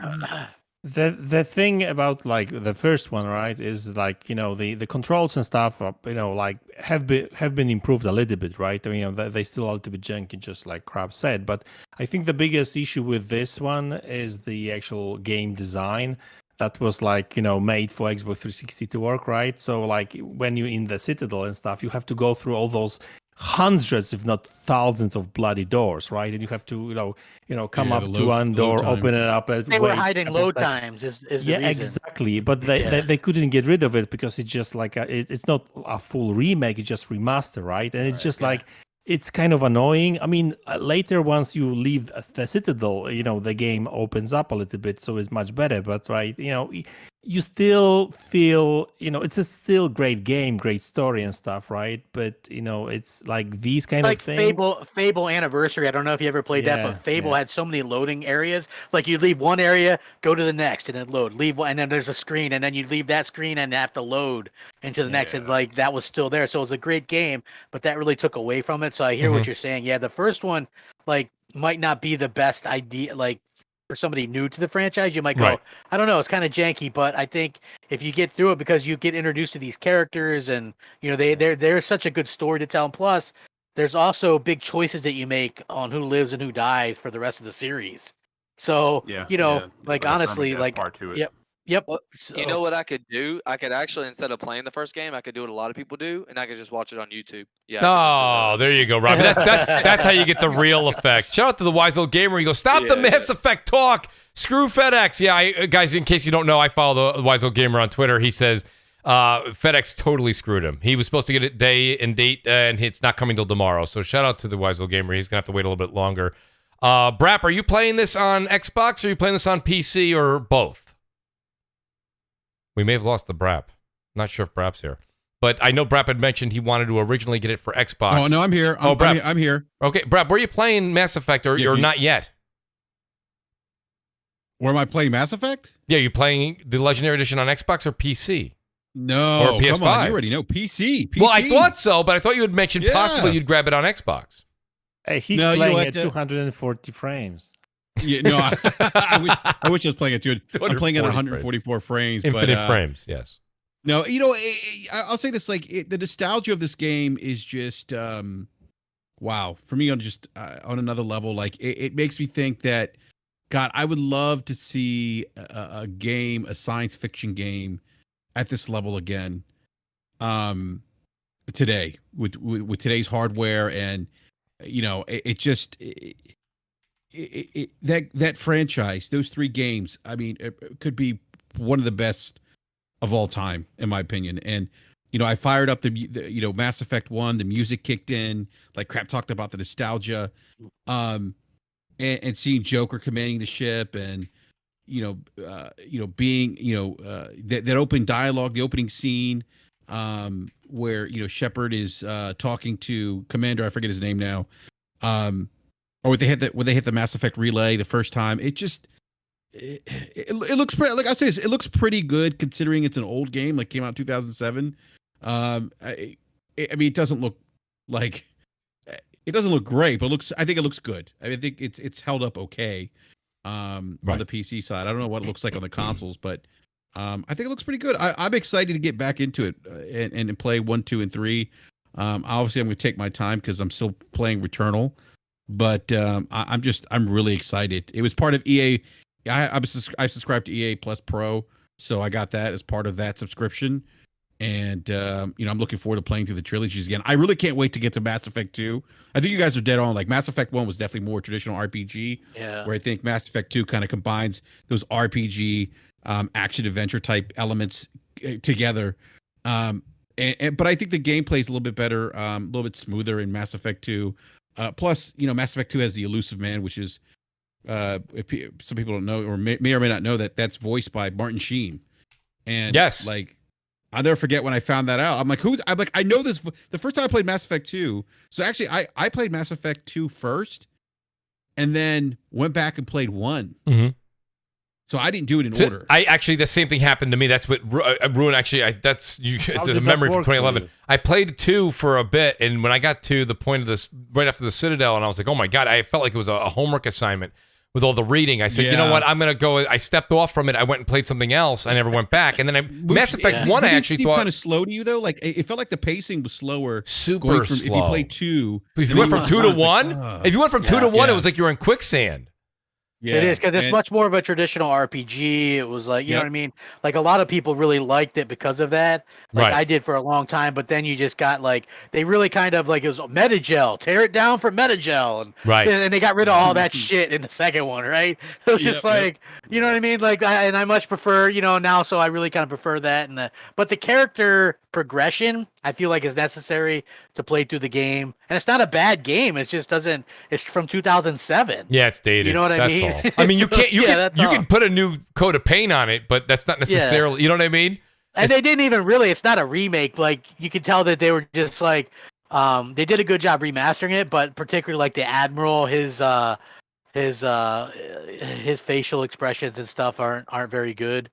And some of he has like no facial expressions. Like he has no. It's like he was injected with like.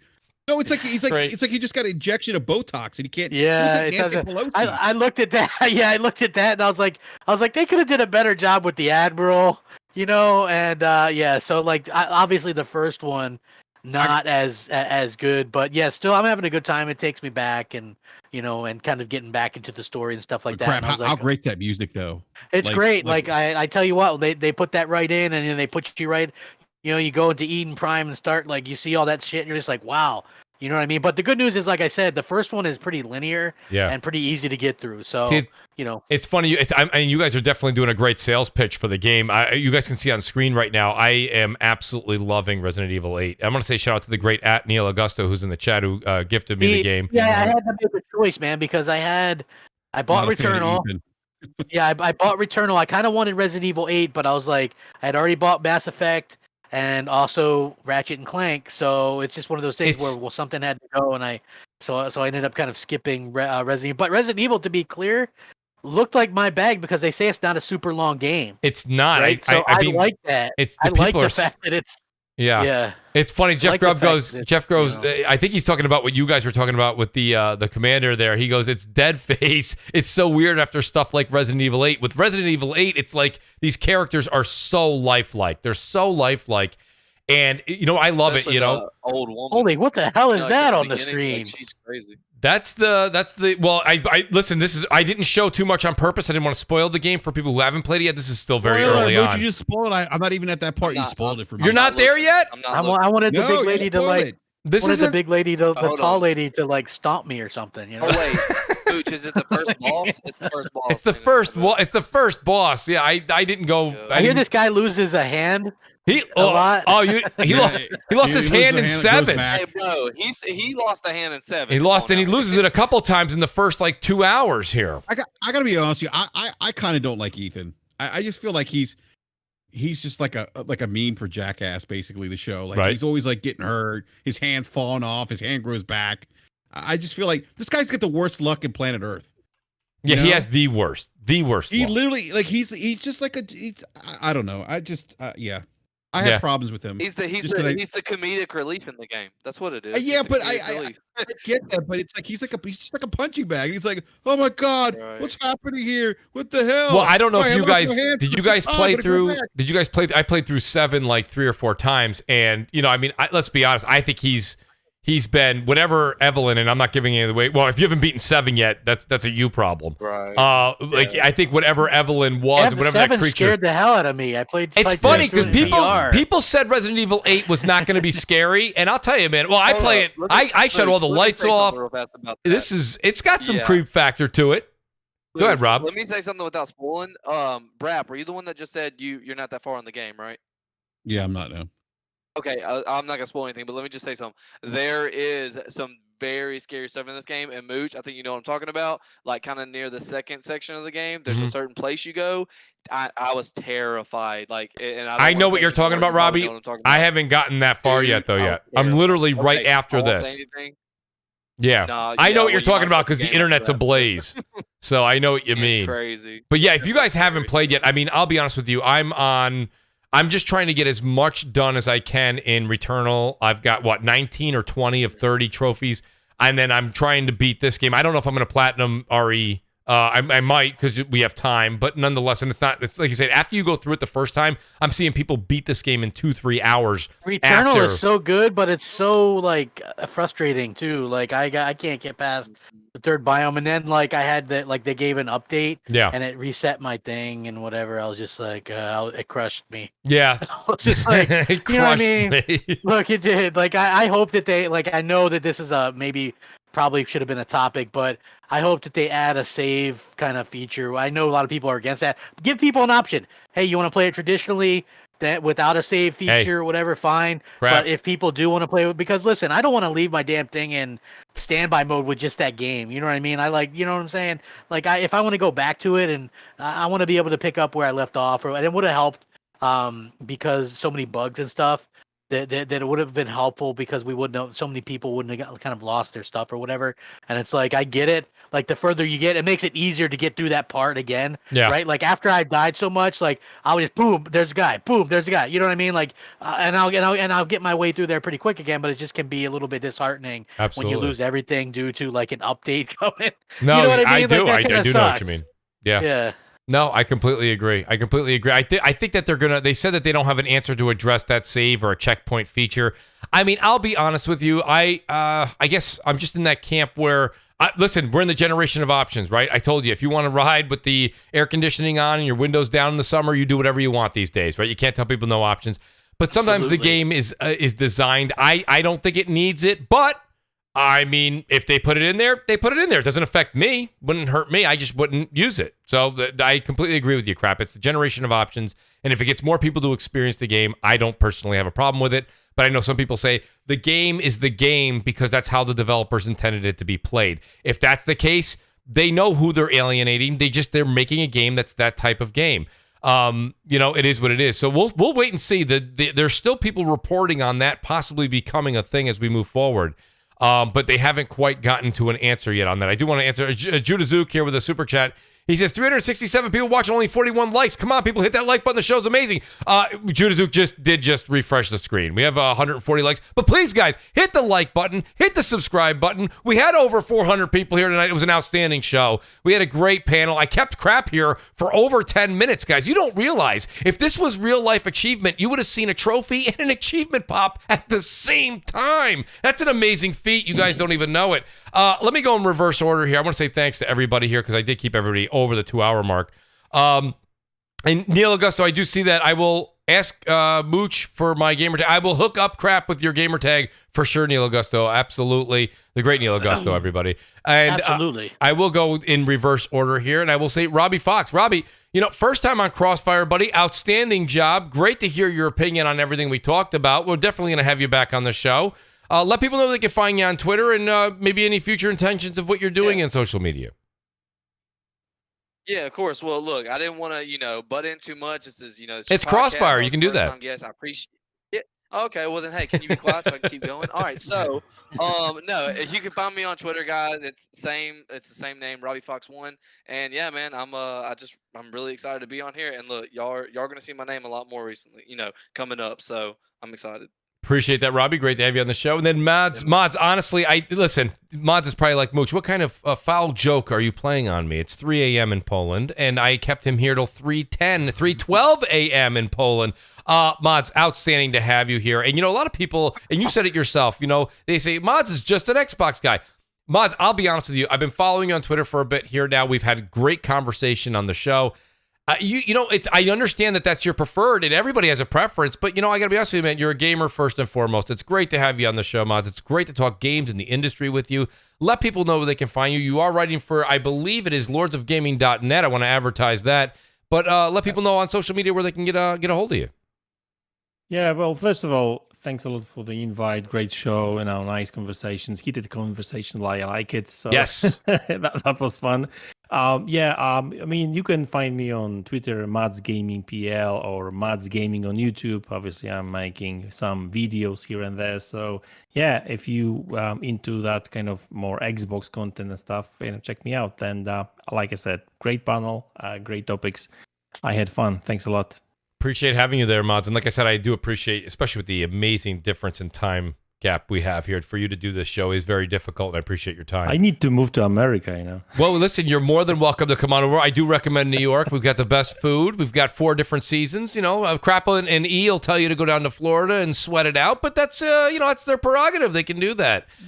Speaking of E, certain parts of Florida. Not all parts. I'm going to retire in Miami, man. It looks like a good time 24/7. I've been to Vegas. I think Miami's better. Let me put it this way. E, it is outstanding to have you here. And I got to be honest with you, E being the voice of reason, and I just, not only his game selection, but his thought process on the industry, I just agree so much with him. I just think of him as a fellow New Yorker. He reminds me that he's in Florida when he posts a picture of his watch, says Mass Effect, and then I look in the bottom corner and it says 88 degrees and I got a coat on. Right. E, it is outstanding to have you on the show tonight. It's outstanding to have you on the show every single week you can make it here. I know your schedule is tough like mine is as well, but E, we look forward to having you back on the show. Let people know where they can find you, and I do appreciate you being here tonight.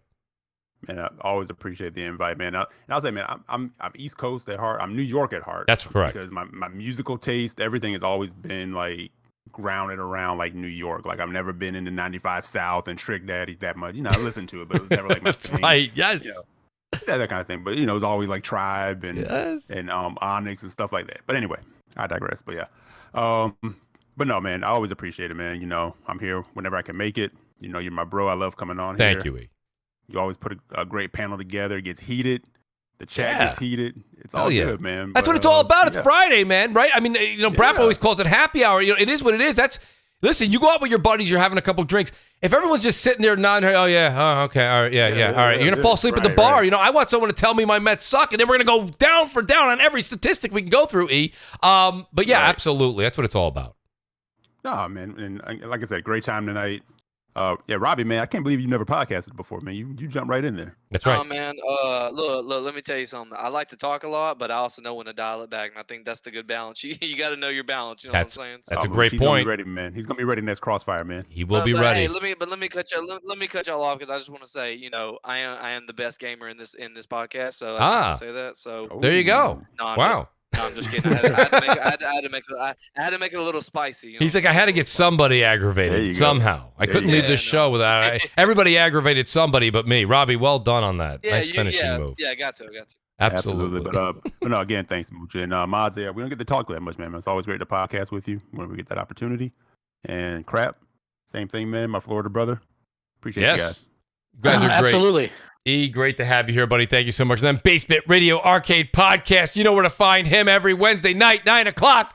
Mooch is hoping he moves it to 8 o'clock sometime soon, but maybe in a year or two. Brap, always awesome to have you. This show was just meant for Basement Radio Arcade Podcast. So, buddy, let everybody know where they can find you, and thank you for being here tonight. Yeah, no, absolutely. I mean, look, great show, great panel, great conversation. I say this every week. I love Crossfire because there's just a variety of opinions here, and That's it's right. great. And you know, it's I always say it's a lost art to have civil discord with others who don't think like you or don't maybe share the same opinion. And I think it's important to have these kind of conversations, right? Because yes, you know, like you said, like you could come into the show and you know maybe have you know a thought about something and then leave and think differently, right? And that's a great happens thing. almost every week. You know what I mean, Brad? Yeah, absolutely. So no, always a pleasure. Like I said, great panel, great conversation, and Brap Rant tomorrow at 11 a.m. Eastern time. We're gonna have One Bad Mother on it, and OBM. Lord Cognito on from the Iron Lords, and Big Cloud Gaming. So definitely check that out. We're gonna talk about how great Ratchet and Clank look, by the way. I know the audience is mad at me right now. A lot of people are like, Mooch, you didn't talk about Ratchet and Clank. I apologize. I knew that first topic might have went long. It went a full 60 minutes. I apologize, guys. But Brap's got you covered. Brap's got you covered tomorrow. Yeah, come over, hang out with us. We're gonna talk about that and some Starfield leaks, and yeah, it's gonna be a good time. Awesome, Brap. Great to have you. And like I said, we were able to kidnap and keep the Crap Gamer here now till 17 after 9. But nonetheless, Crap, outstanding to have you back on Crossfire. The audience is pumped. I'm pumped. Crap Gamer Reviews. Let people know where they can find you. And thank you for being here tonight. Just Crap Gamer Reviews, man. Just, you know, just taking it chill, doing stuff. Love the new videos, Crap. Love them. Yeah, you know what I mean? Just there. Hey, if you didn't know, I totally went away from the clickbait. Totally. It's just stuff is what it is. And watch it or don't matter to me. Go check out Crap's latest video on the whole IGN thing. It's a great video. There's no boring intros anymore or anything like that. Just straight to the point.